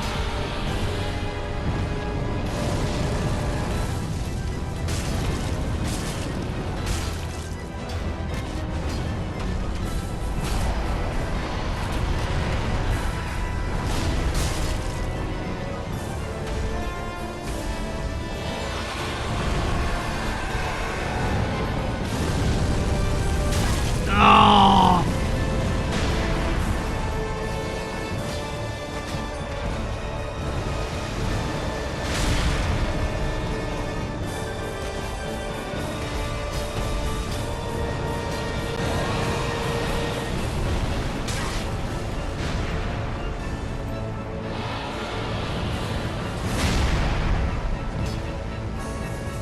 come on.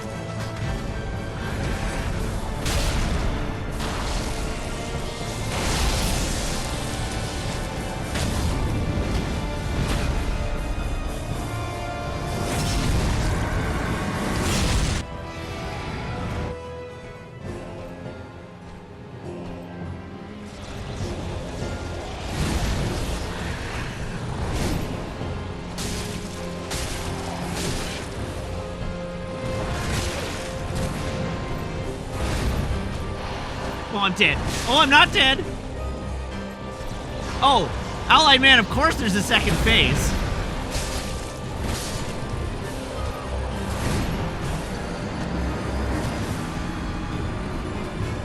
The only reason this fight is hard is because there's a second phase. I've beaten that dragon dozens of times already. It's his buddy, the Dragon Rider, that's the problem.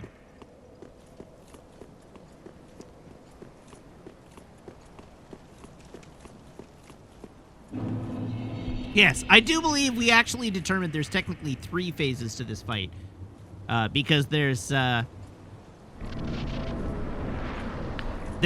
new attack that comes out from the Nameless King when you get him to the halfway point.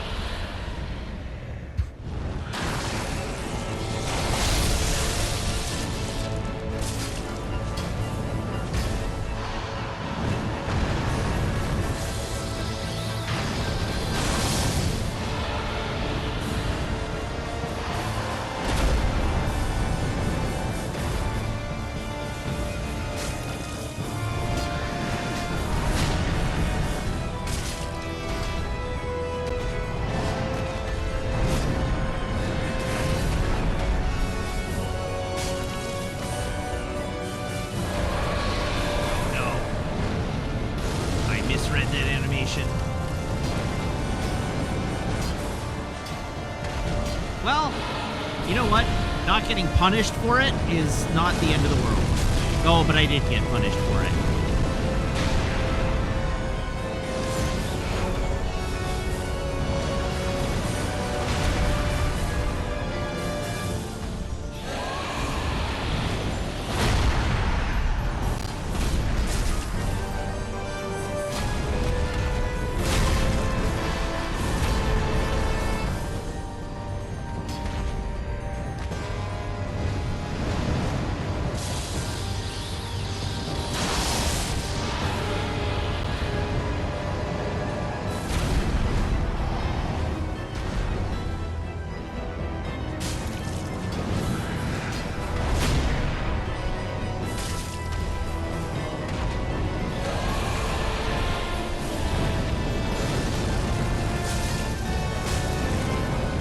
Oh my god!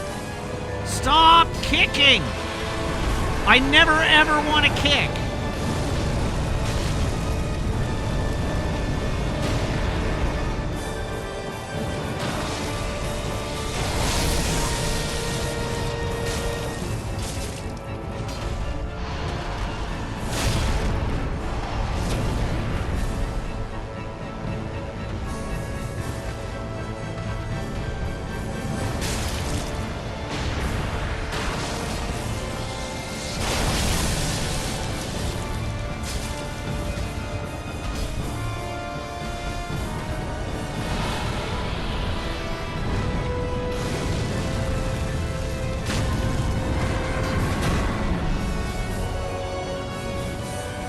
No! Come on! There we go.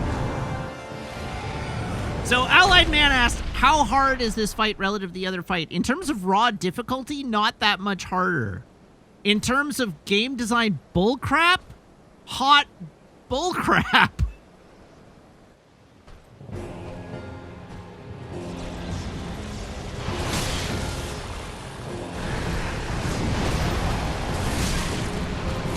As evidenced.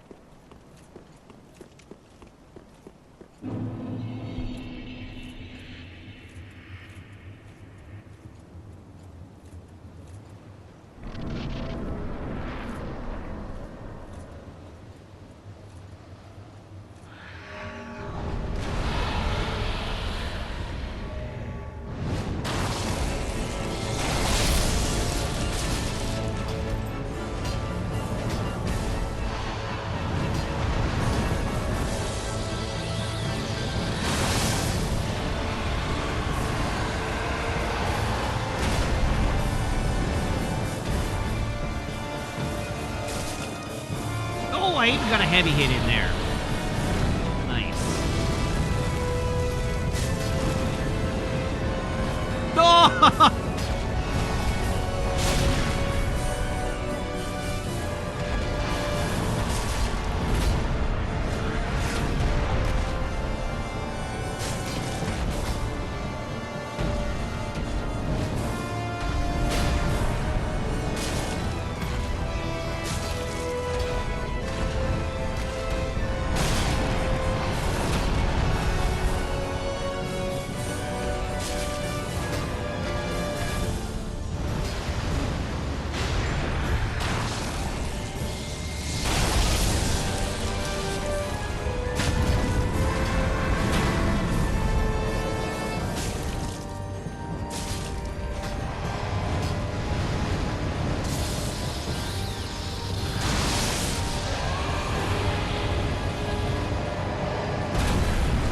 The camera is 100% the boss in this fight, and it sucks.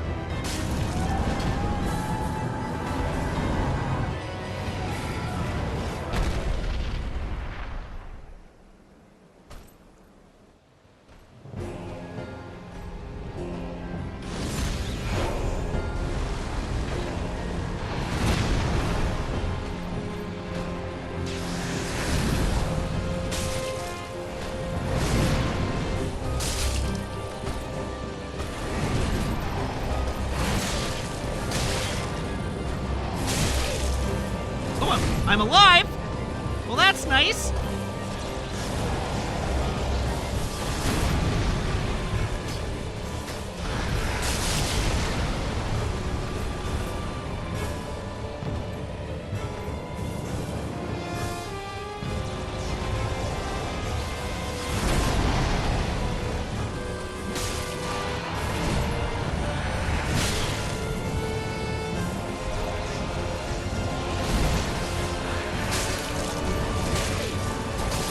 Come on!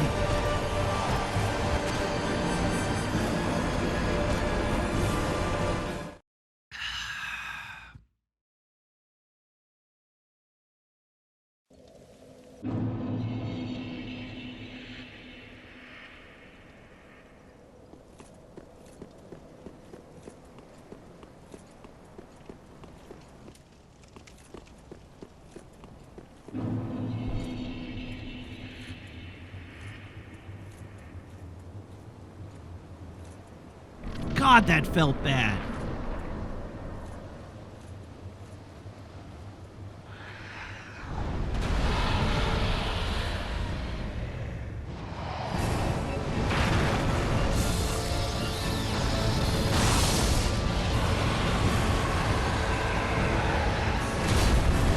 If I didn't have to beat this damn dragon every time, this fight would be over already.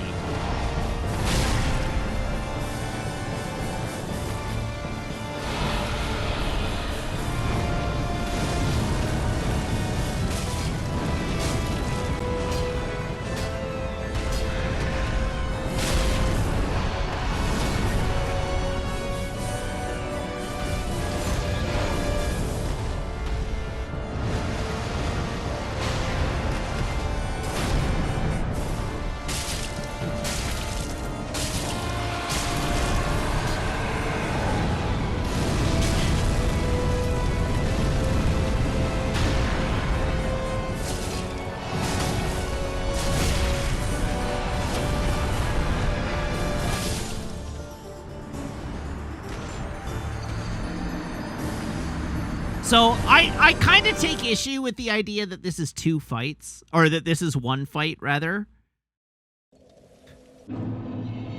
This is two fights without a checkpoint in between them.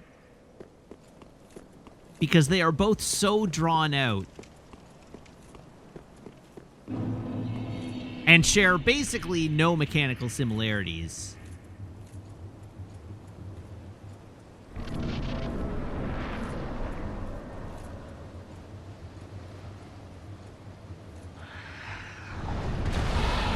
I don't even feel like I'm getting to learn the second half of the fight.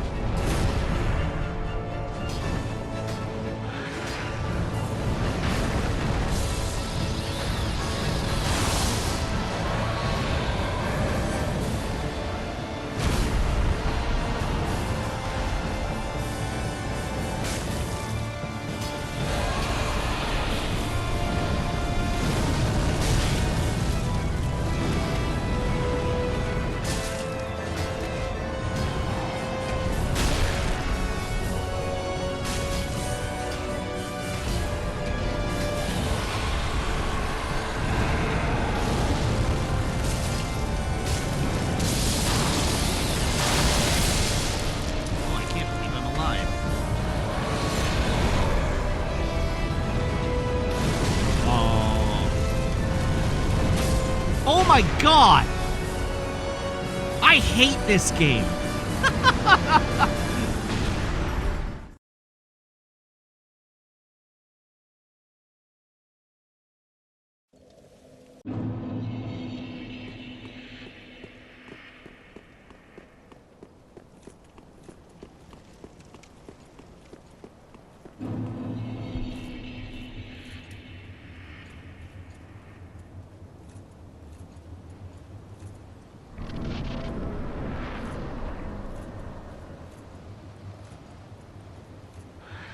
This one fight is souring me on the whole game.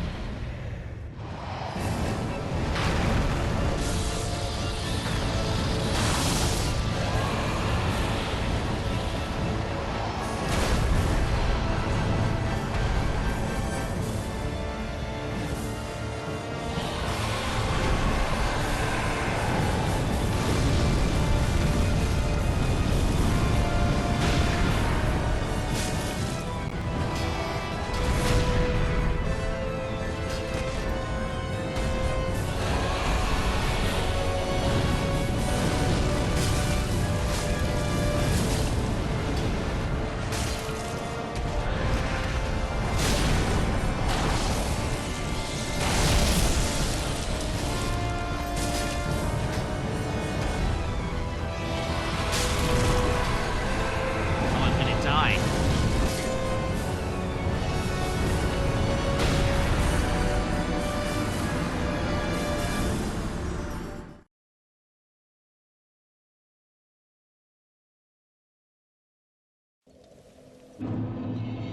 At this point, I have to do it. I can't let this fight beat me.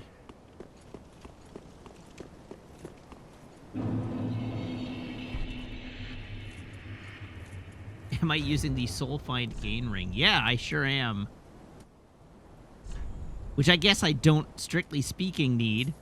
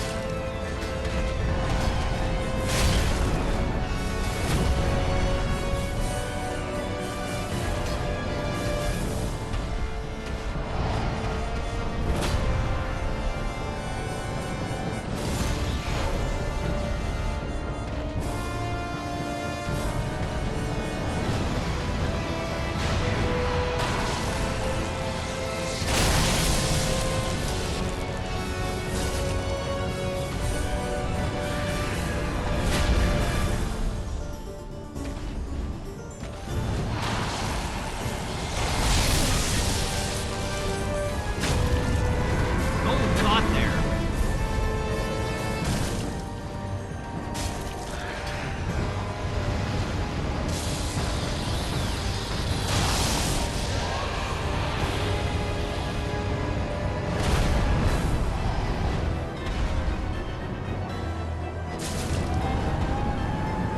Okay.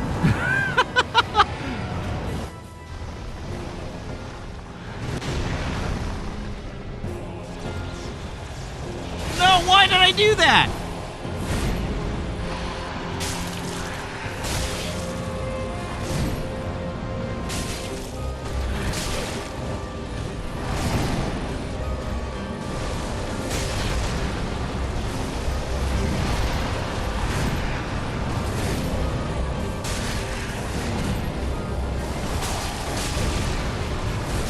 No!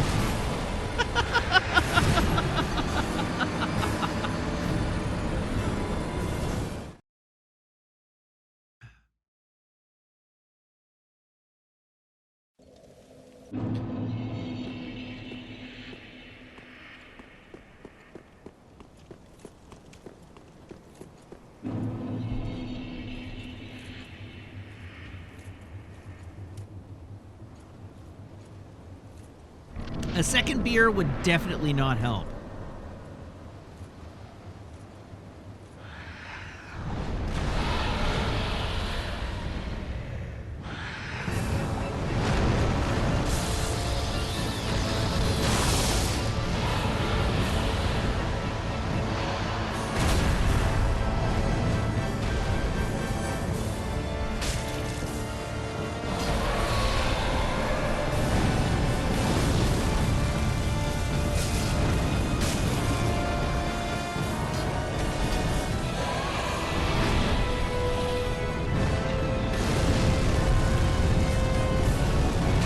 Oh, come on! Really?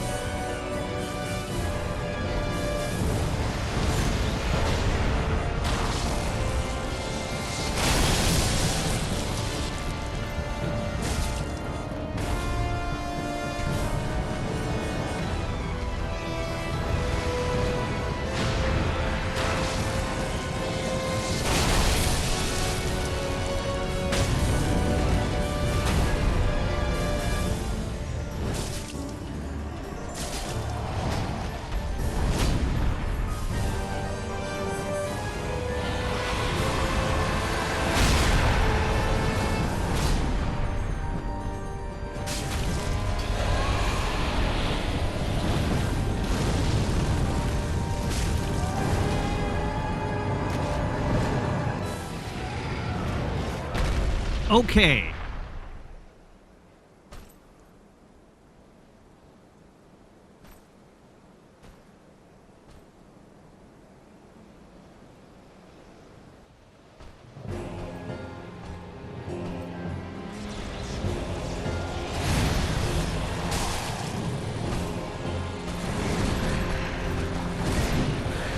Oh, God damn it. God damn it. God damn it!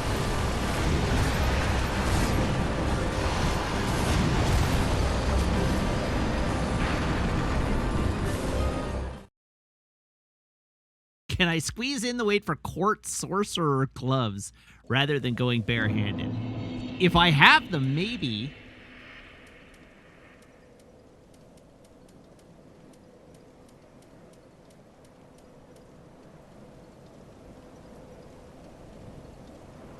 Yes, I can.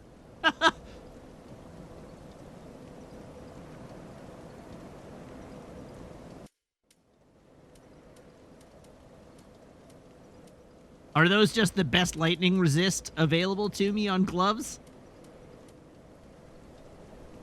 In cloth gloves. Ah, okay.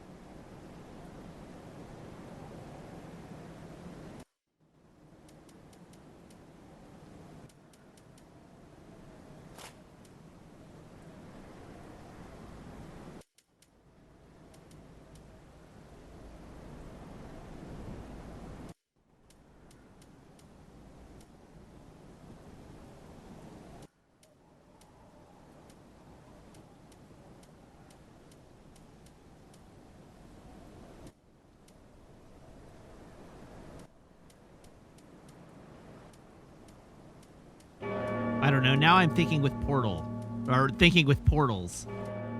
That might be my best bet there. All right. Weight 10, physical 13.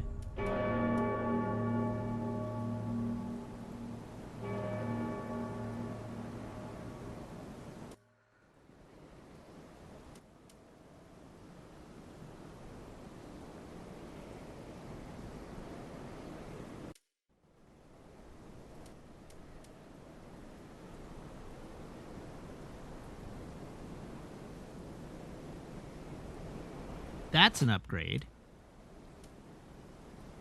For similar weight without too much loss of physical, but with an improvement to lightning.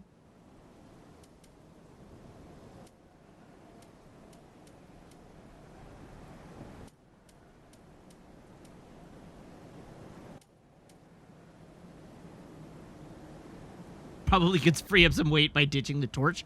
You're right, actually. 6.6, 8.3.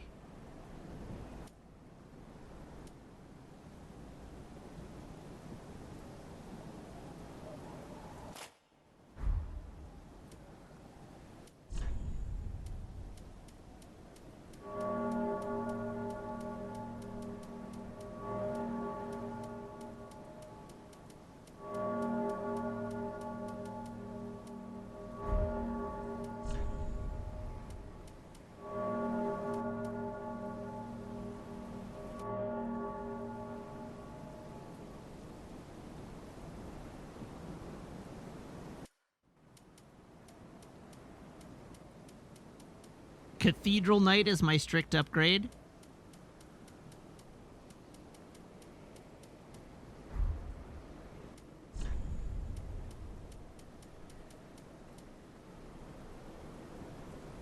Oh, but it's so heavy.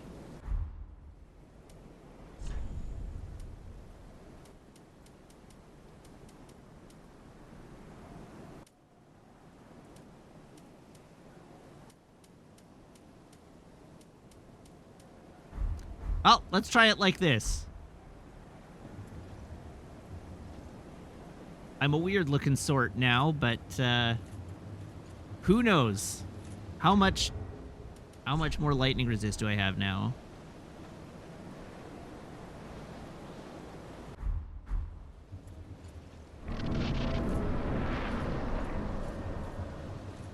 The real question is how much less physical resist do I have now?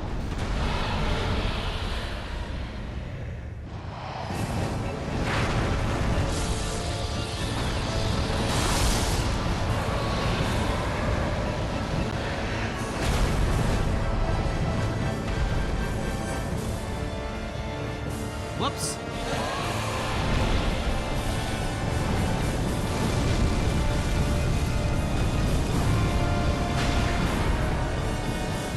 No, come on!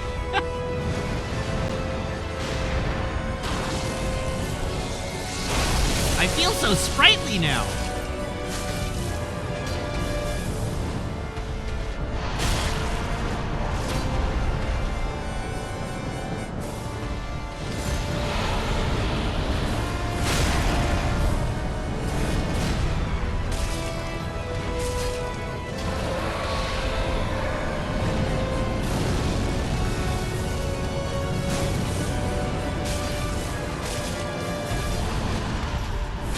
Ow!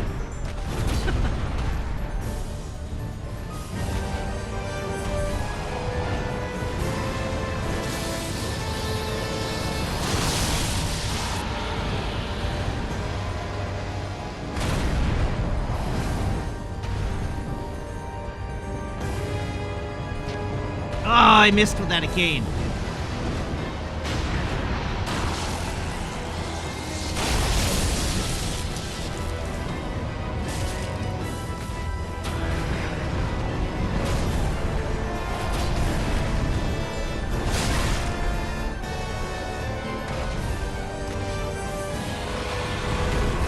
No, no. Ooh, ow.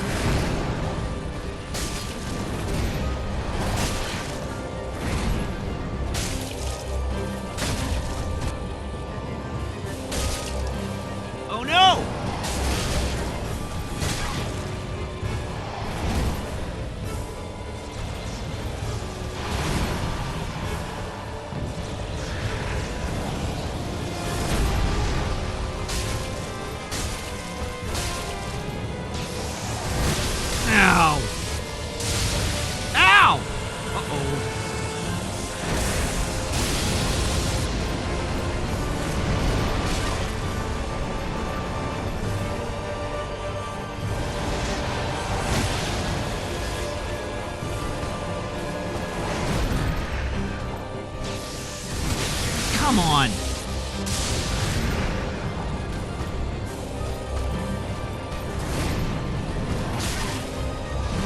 Heal! God damn it!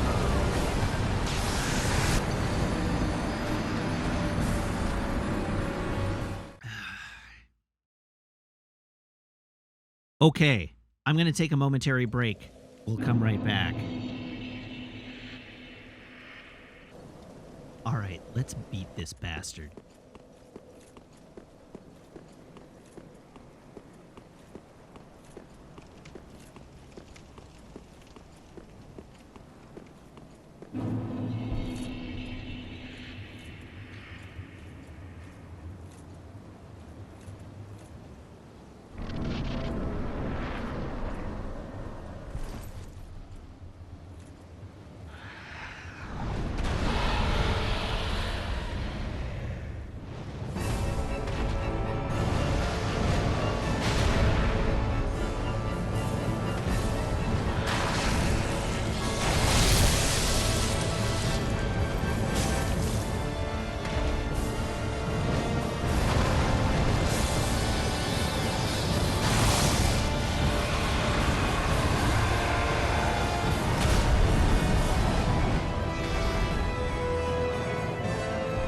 Oh, come on!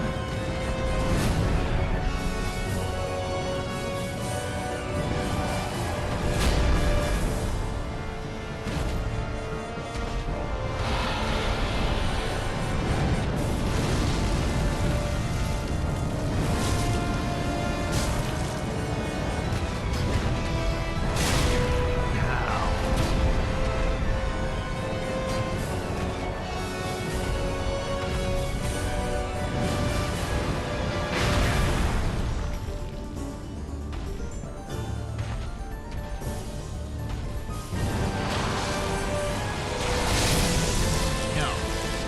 Bad.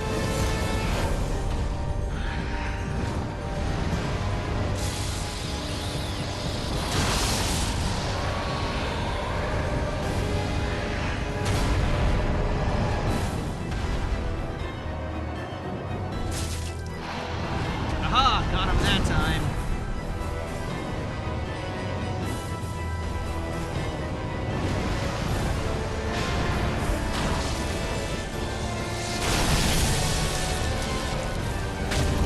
Ooh, yeah!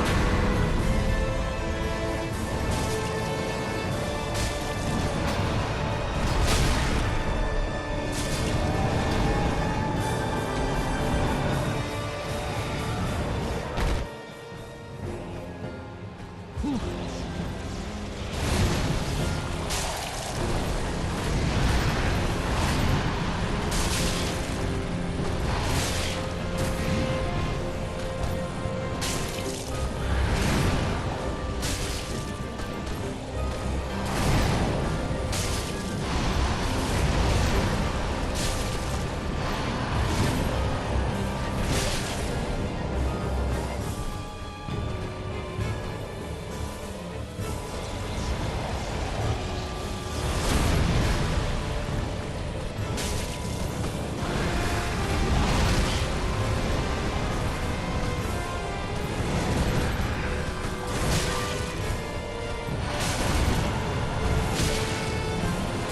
Ooh.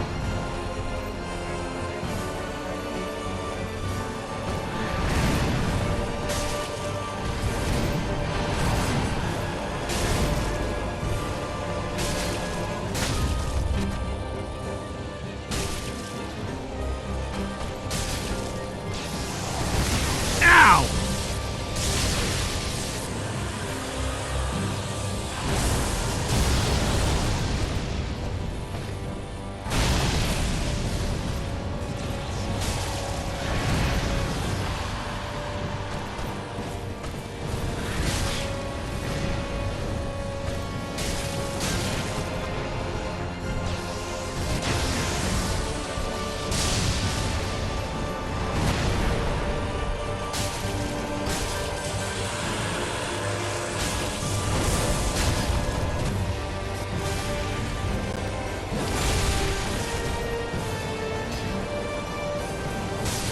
Got him!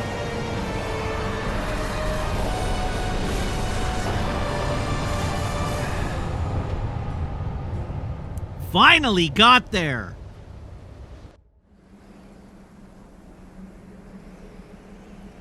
Let's never talk about that again.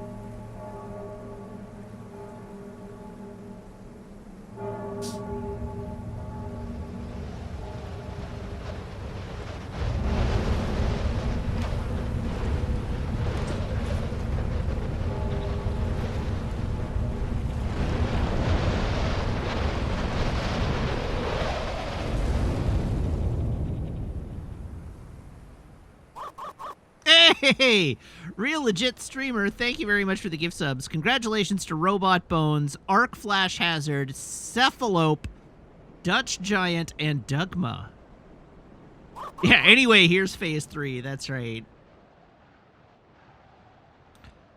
Holy moly. Wait, why didn't I get these? Oh, there they are. Oh, fine work. Impossible. I did it.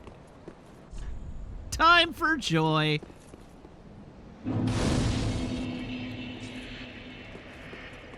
Now I'm going to go pick up that soul right there. Oh, another Titanite slab. Heck yeah. Yes, now we're going to go level. I don't know, this isn't oddly lit up. Did he drop a sweet katana? No, but he did drop some boss souls. Okay. Whew!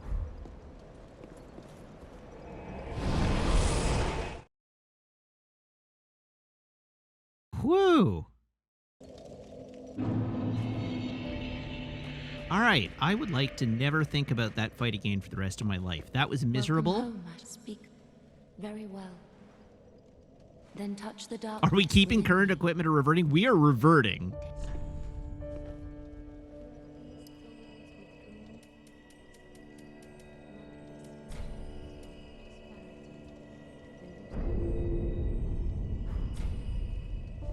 Farewell, Ashen One. Mayst thou thy...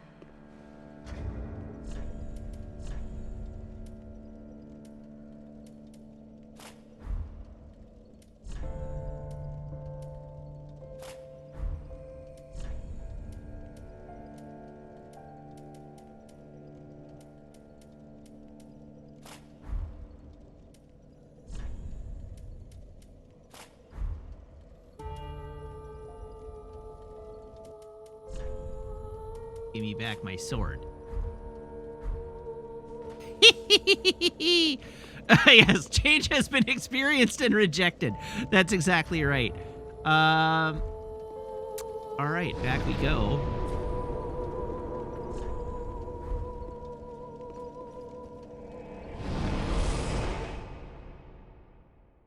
Oh, did I? I killed him just as East Coast New Year happened? Well, that's exciting.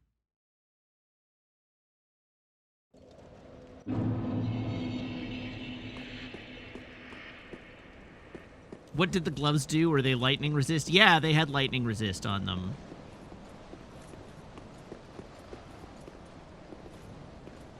They were decent lightning resist with almost no weight.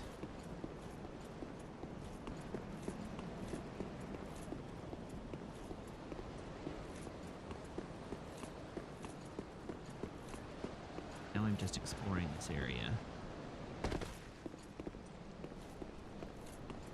Because presumably I meant to go this way.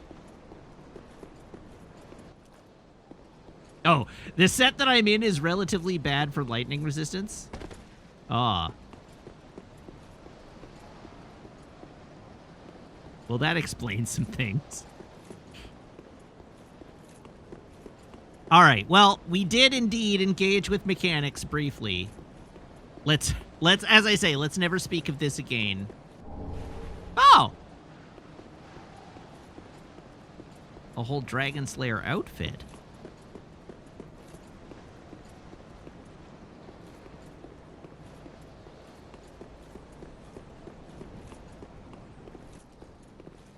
Now what room is this?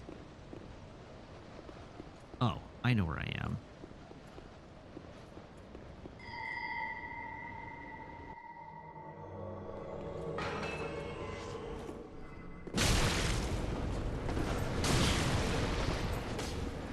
know what? Maybe I don't want to fight here. Maybe I just want to go home.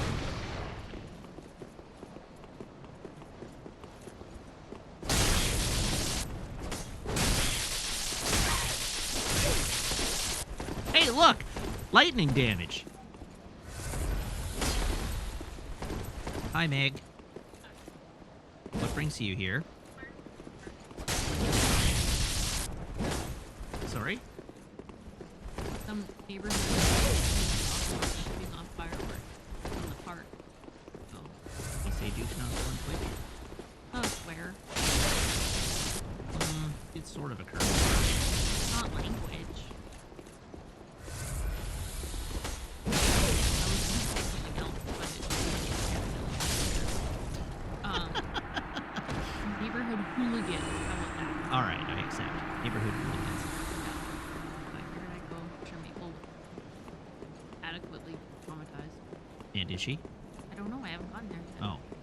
Really? You didn't? You came to tell us about it before checking to see the trauma level of the dog? What kind of dog owner are you? Terrible one. If it's any consolation, I'm just sitting here. I didn't even know the fireworks had started. I mean, she isn't making noise, so I figured that she'd DGAF, as the kids say. No, she's just too terrified to speak. Where am I supposed to go?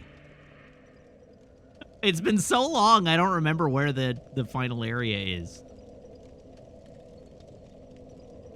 Have you tried Googling it? I wouldn't even know what to Google.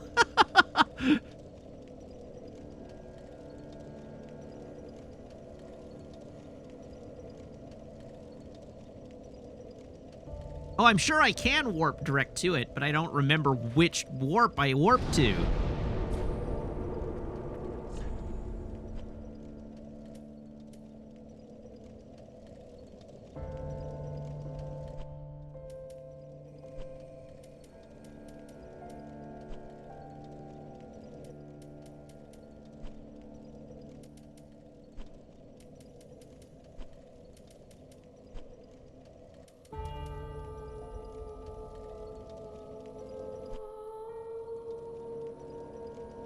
The last boss before the Nameless King diversion was the Dragon Slayer armor.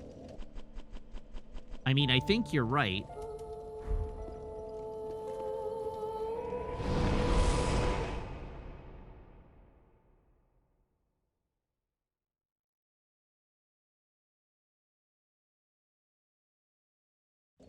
It's here.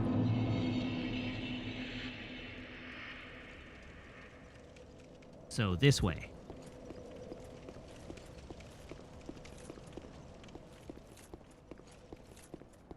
All right, now the goal here is to level up, or to gain souls to the point where I can level up without punting them all. Speaking of Dragon Slayer armor, can I wear it without being too heavy? Almost certainly not.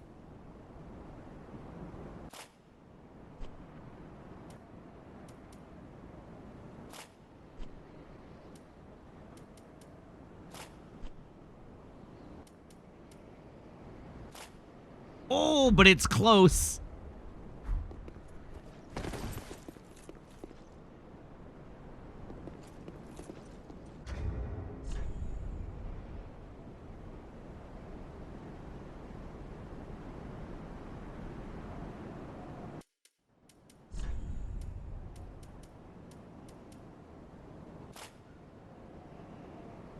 Do we have an equip load ring? I don't think we do. I'm fine. I want to just wear my knight equipment. It's kept us safe this whole game, except for the one stupid super boss that nobody likes.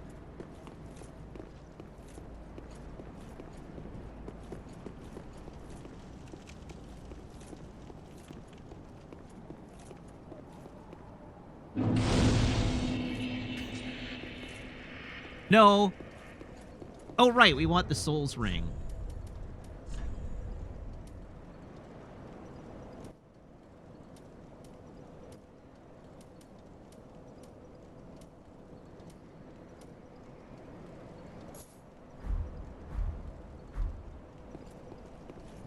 Oh, I wonder if this guy drops a sweet katana. Grand Archives keys and Gotthard twin swords.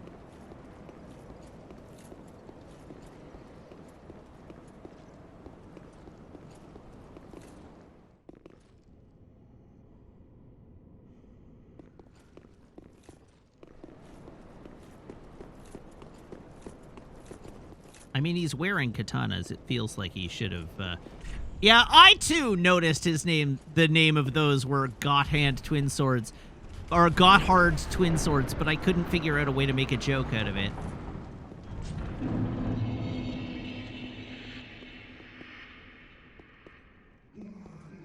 Oh, balls.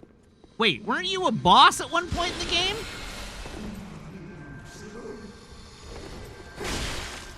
Ow!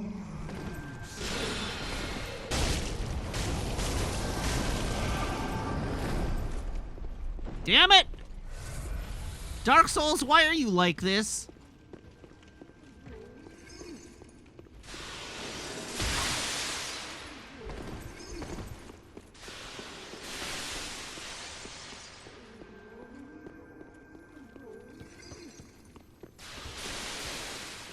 No, get back here, you shiny nerd.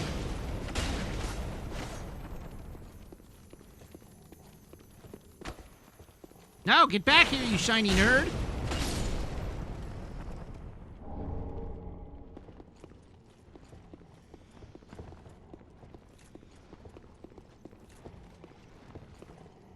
Oh dear.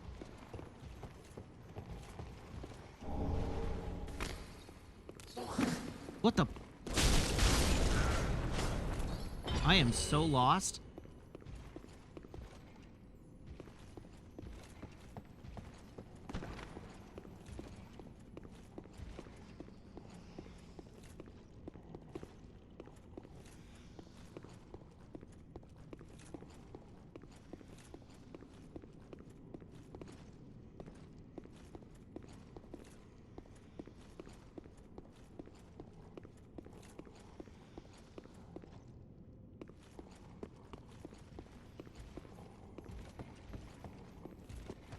Hi.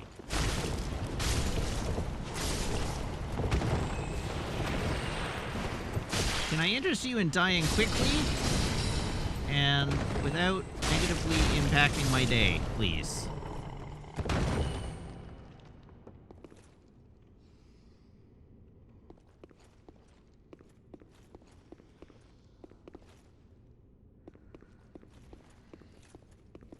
Read message. Uh-oh.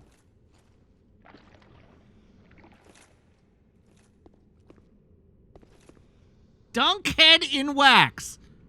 Read message. Could this be a quite something? All right. What did that do? Why did I dunk my head in the wax? What has this accomplished? That wasn't on my list of things to do today.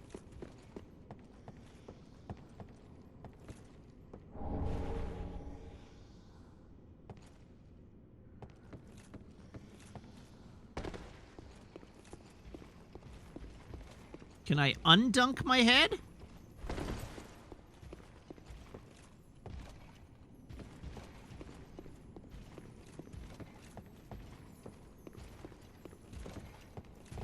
Aw, crap. Hey, it's my favorite dude to fight in a crowded hallway.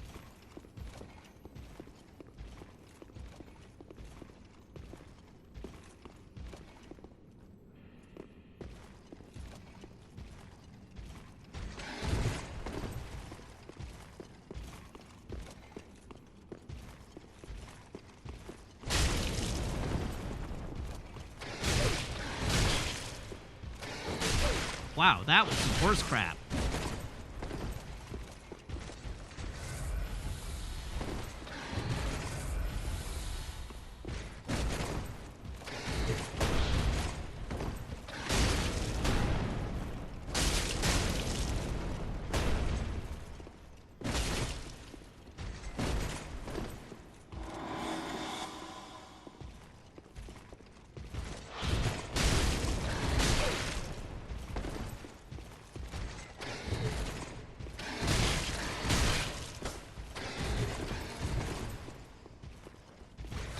my god, no! Now where the hell am I? God, I'm so lost. Now, could you not?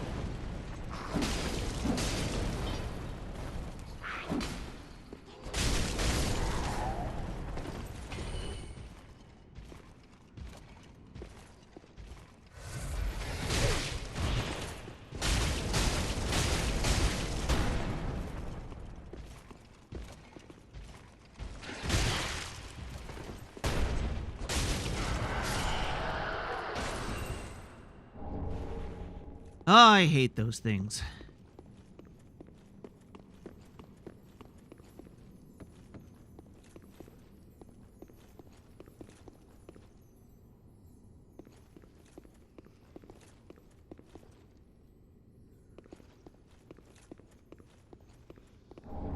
A crystal chime.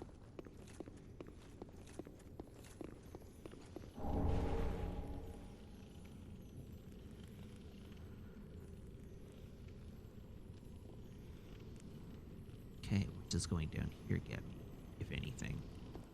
Probably killed, if I had to guess.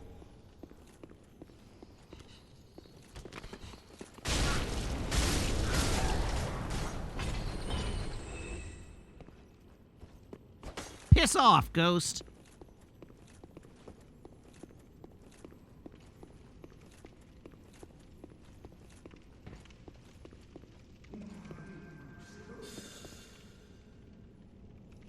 Alright, where's our friend the twin now?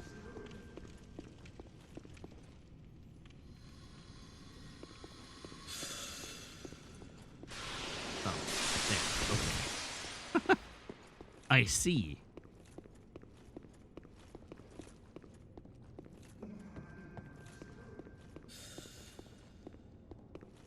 So that's the one way.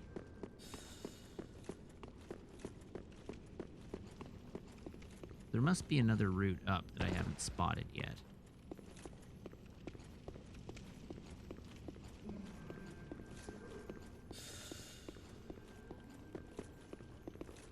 Okay, there's a ladder there.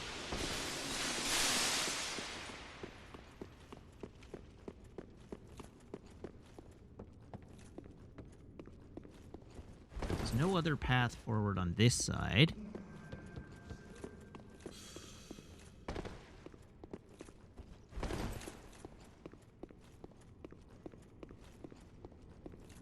Killed that thing there.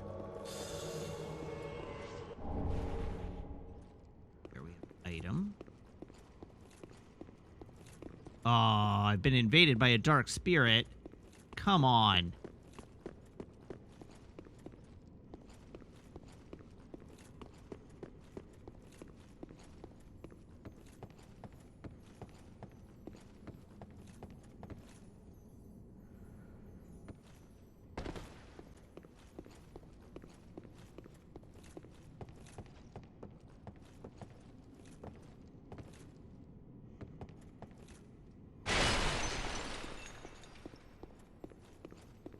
Like the worst possible time to be invaded by a dark spirit.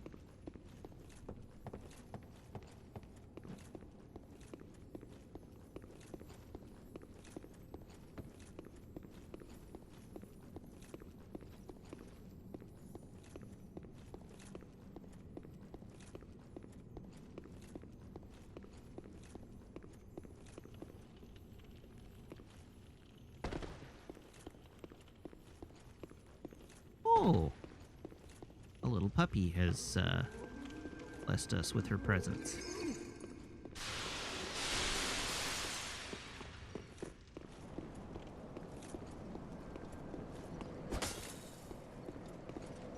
Where on earth is this dark presence? Where's... Ow!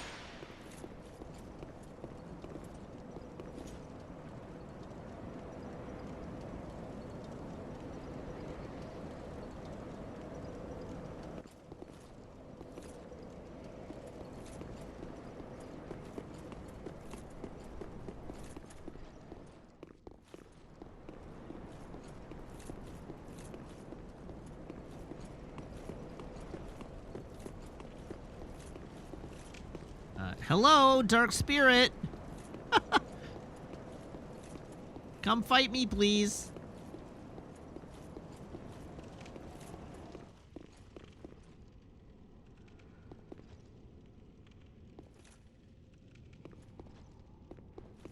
Ah, there he is.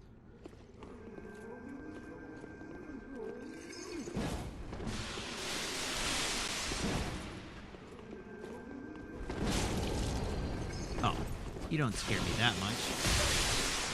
Dark Spirit S.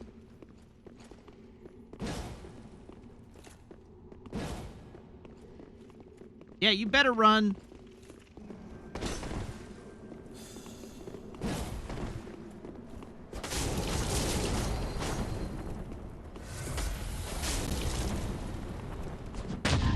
Oh no! Rip.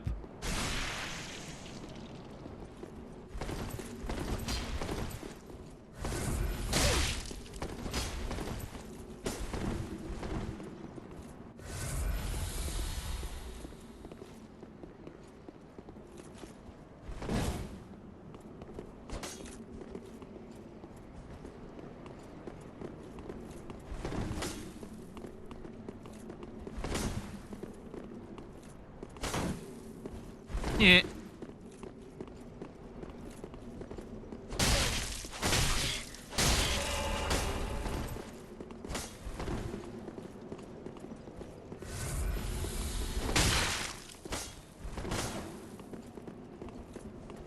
No! God damn it!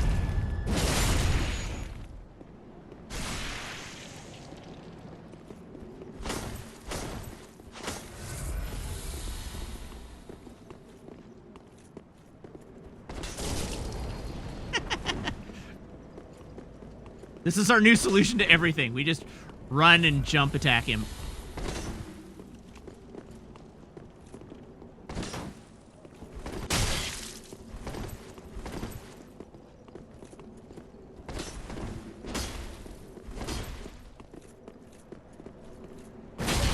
Ooh, ow!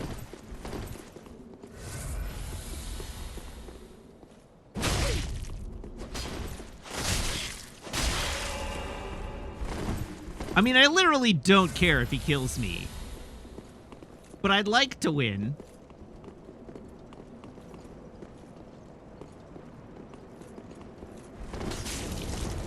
Oh, that hit him and did no damage.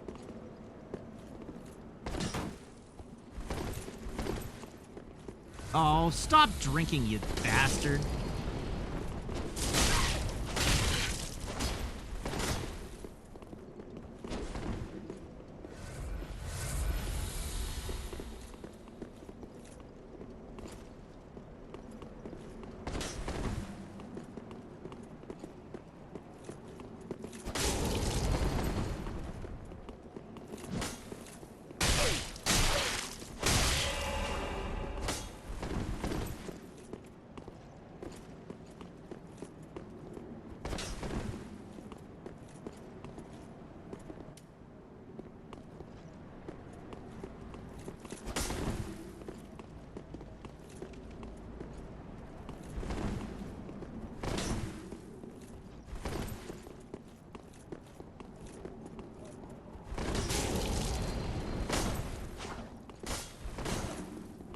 Ah!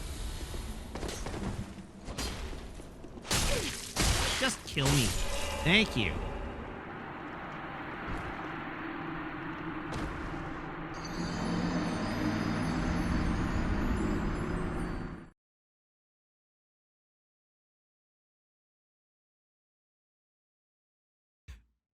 That guy was just a jerk.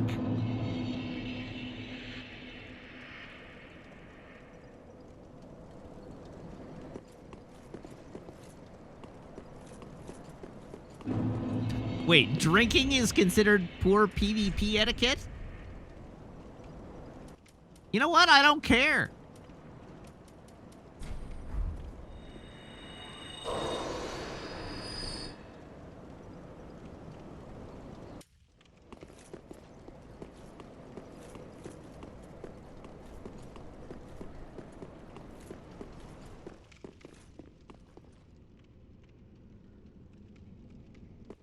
if I kicked, that would throw them off. The problem is that I can't kick intentionally.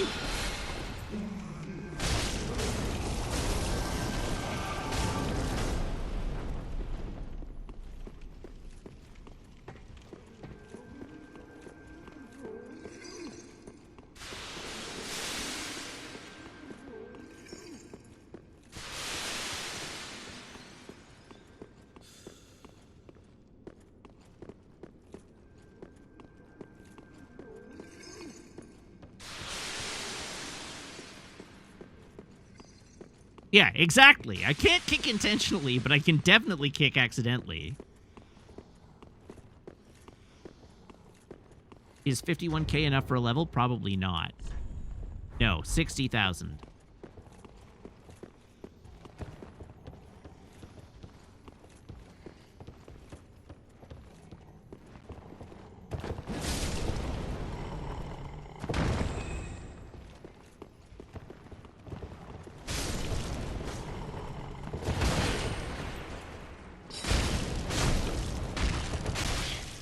Oh, that's probably where I was supposed to go.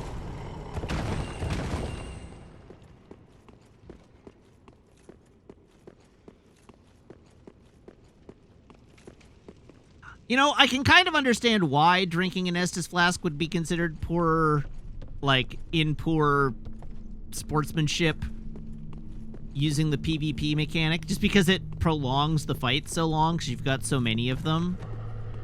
Oh, God! Nope, don't like that. Not one bit.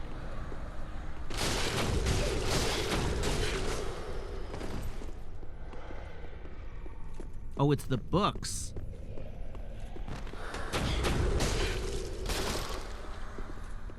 Alright, the books do not appear to be able to be fought.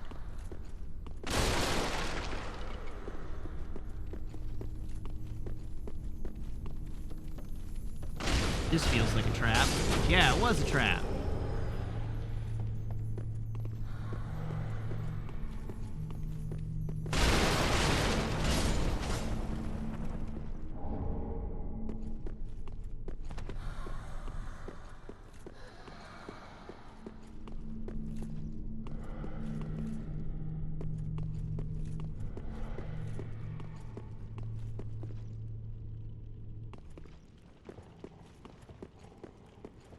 Hi, Waxley McGee.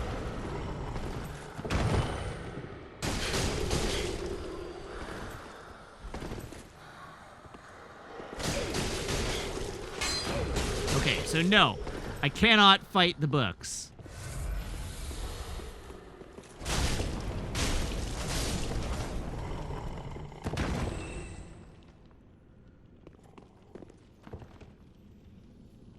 Oh, you don't take damage or curse while waxed? You don't take damage? That seems not right.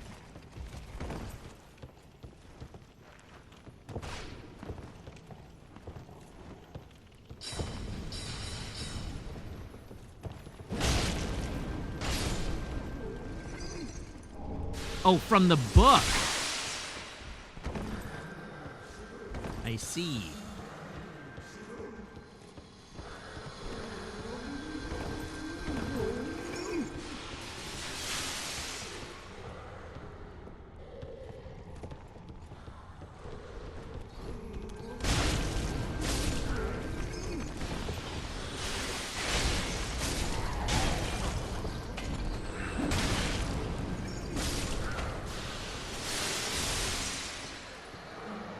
Book.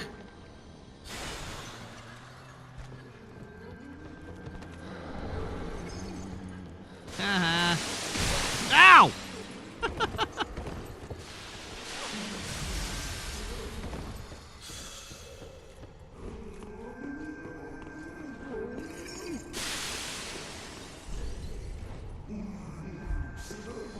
Homeward bone. Hey, a homeward bone.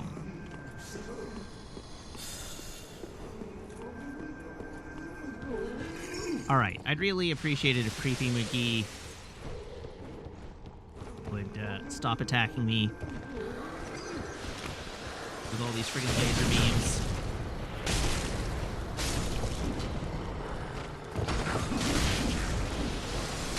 Oh, no. Oh, no. Why didn't I use the homeward bone?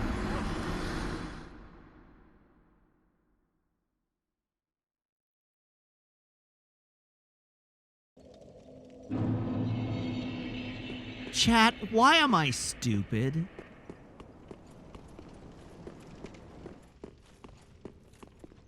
I even looked at it, was like, hey, look, a homeward bone. That could come in handy.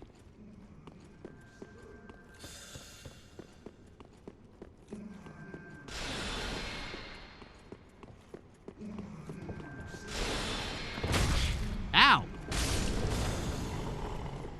How dare you? Ow! How dare you? Well, this is not great. Good start, good start.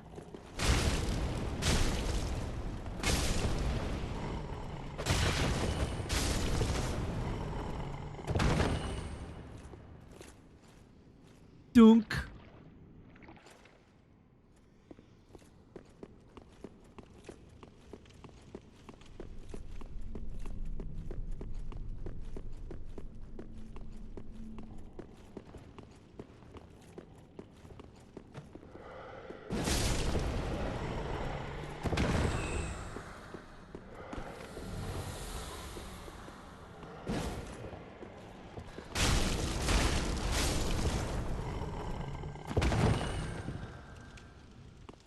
Okay.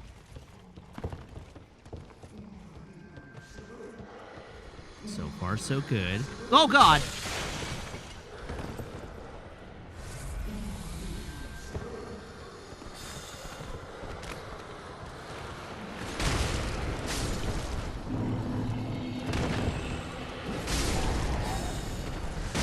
Ow.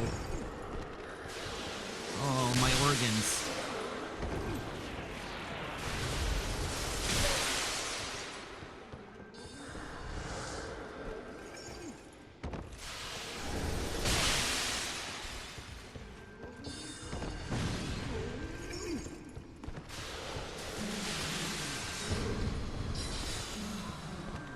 Wait, I'm doing something very stupid right now that I should definitely not be doing.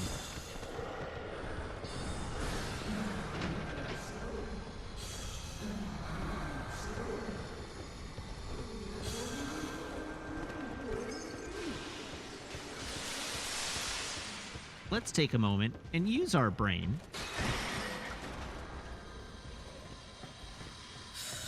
Whee! Oh!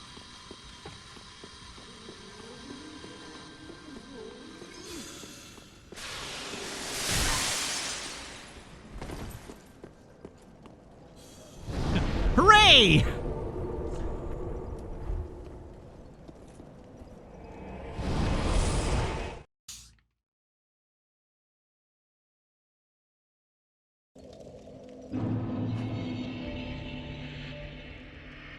Just gonna walk up to Char here and she's gonna be like, why are you what? Welcome What's going home, on? precious Why people. is your head Very covered in well. wax? Then touch take no.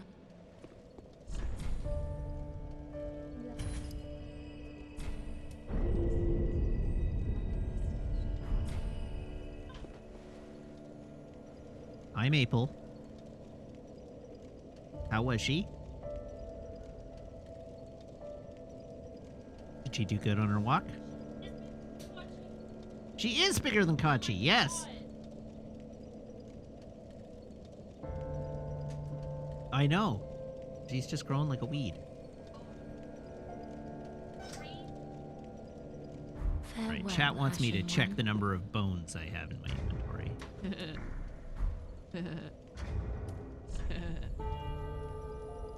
The answer, dear viewer, is 22.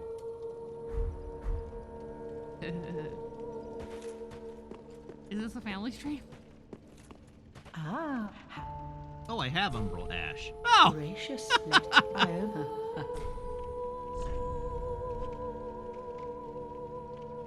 Oh yeah, now I can buy Titanite scales and Titanite chunks. Great. Ember, ember, ember, ember. And I can buy lots of embers. Ashen 1, B.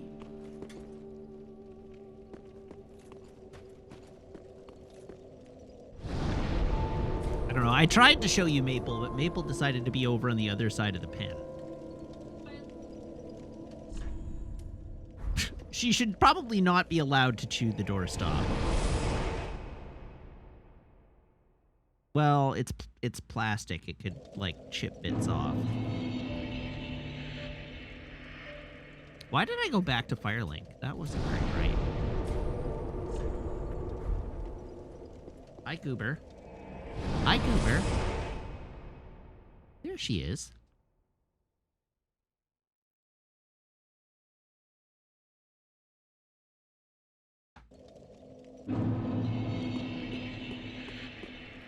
There you go. It's Maple. Hooray!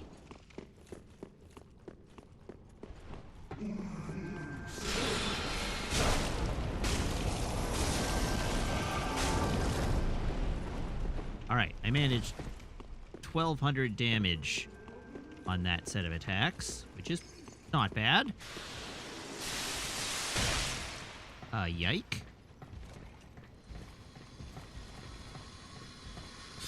Ow!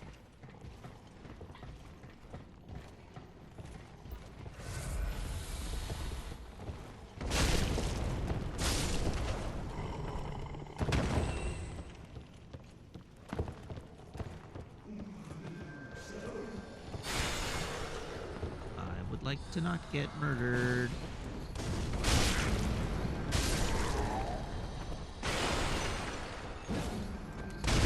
Ow, ow. Ow! Jesus!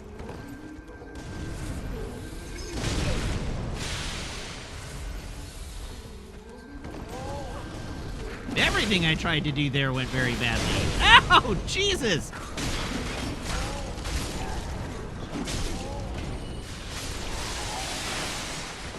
Good grief.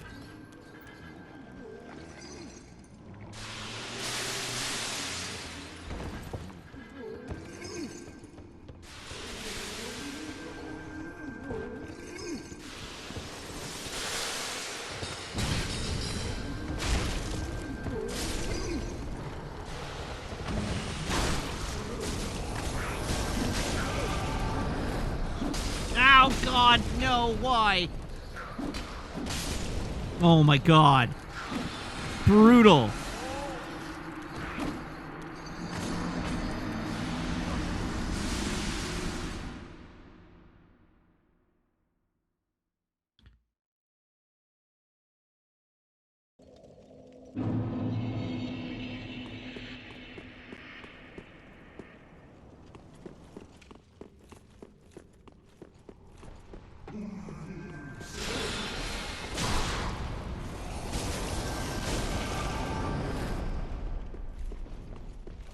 Yeah, the little hatchet gremlins suck.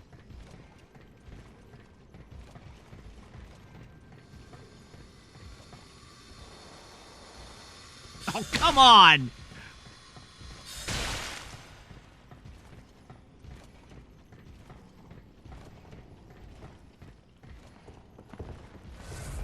Well, I tried.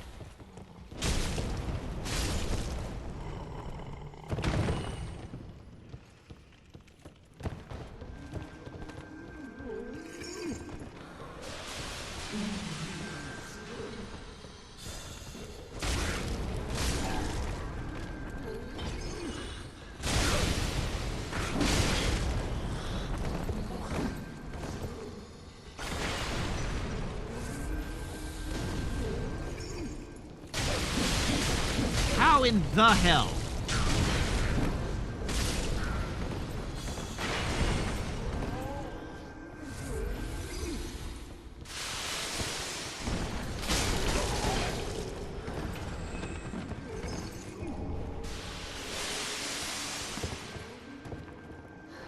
Glub glub.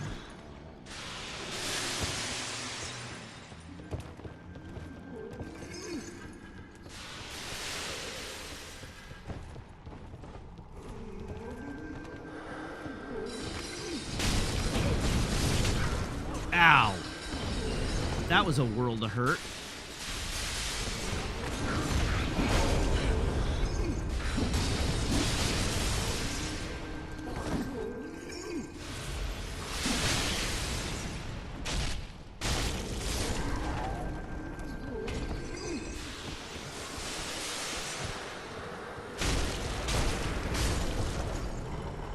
Okay, progress. Ow! God damn it.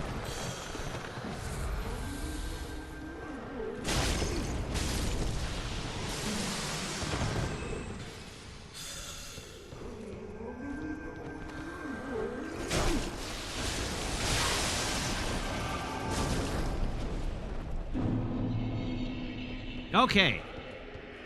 Lost souls recovered.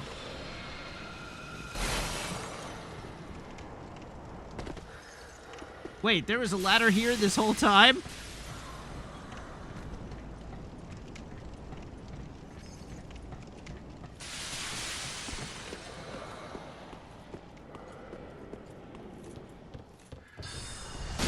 Oh, God.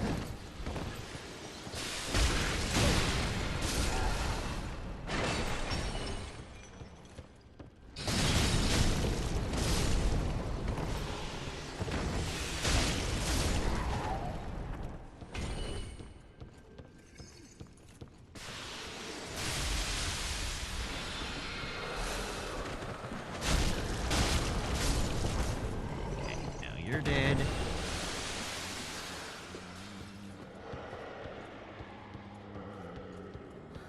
Illusory wall ahead. Oh no.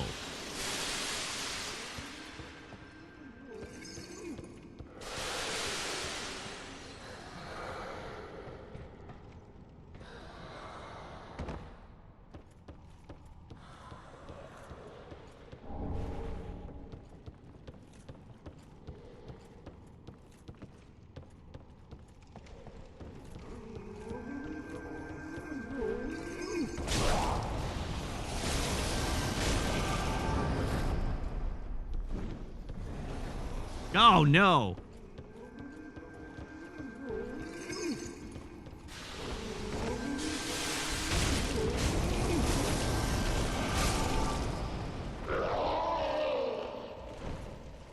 Eat it, nerd.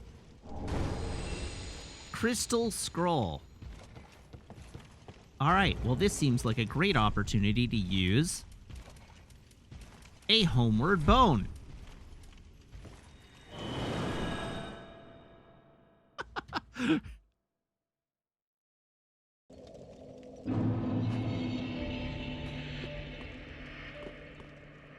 Welcome home, speak. Very well. Then take.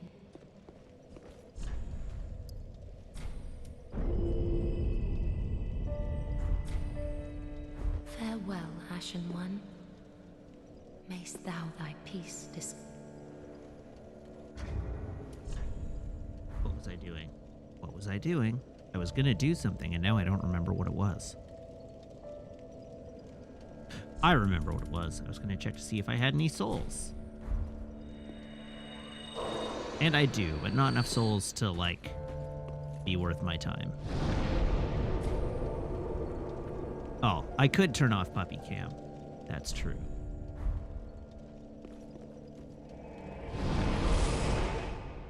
And it's extra true because that's going to be the end of the stream. So thank you very much, everybody, for tuning in. Thank you to everybody who subscribes, everybody who follows, everybody who cheers, everybody who chats, and everybody who hangs out and lurks. It's a genuine thrilled stream for you, and I hope you have as much fun watching as I do playing. I'll be back tomorrow, same Matt time, same Matt channel here on twitch.tv/Wiggins, playing more Dark Souls 3, hopefully finishing Dark Souls 3, and I will see you back here then. So, yeah, in the meantime, as always, you can follow me on Twitter and YouTube and TikTok and Instagram at Wiggins_TV. And, of course, I have a Discord server. If you're a subscriber, join the Discord server by making sure your Twitch account and Discord account are linked to Discord's backend, and then my server will appear to you as if by magic among your linked servers.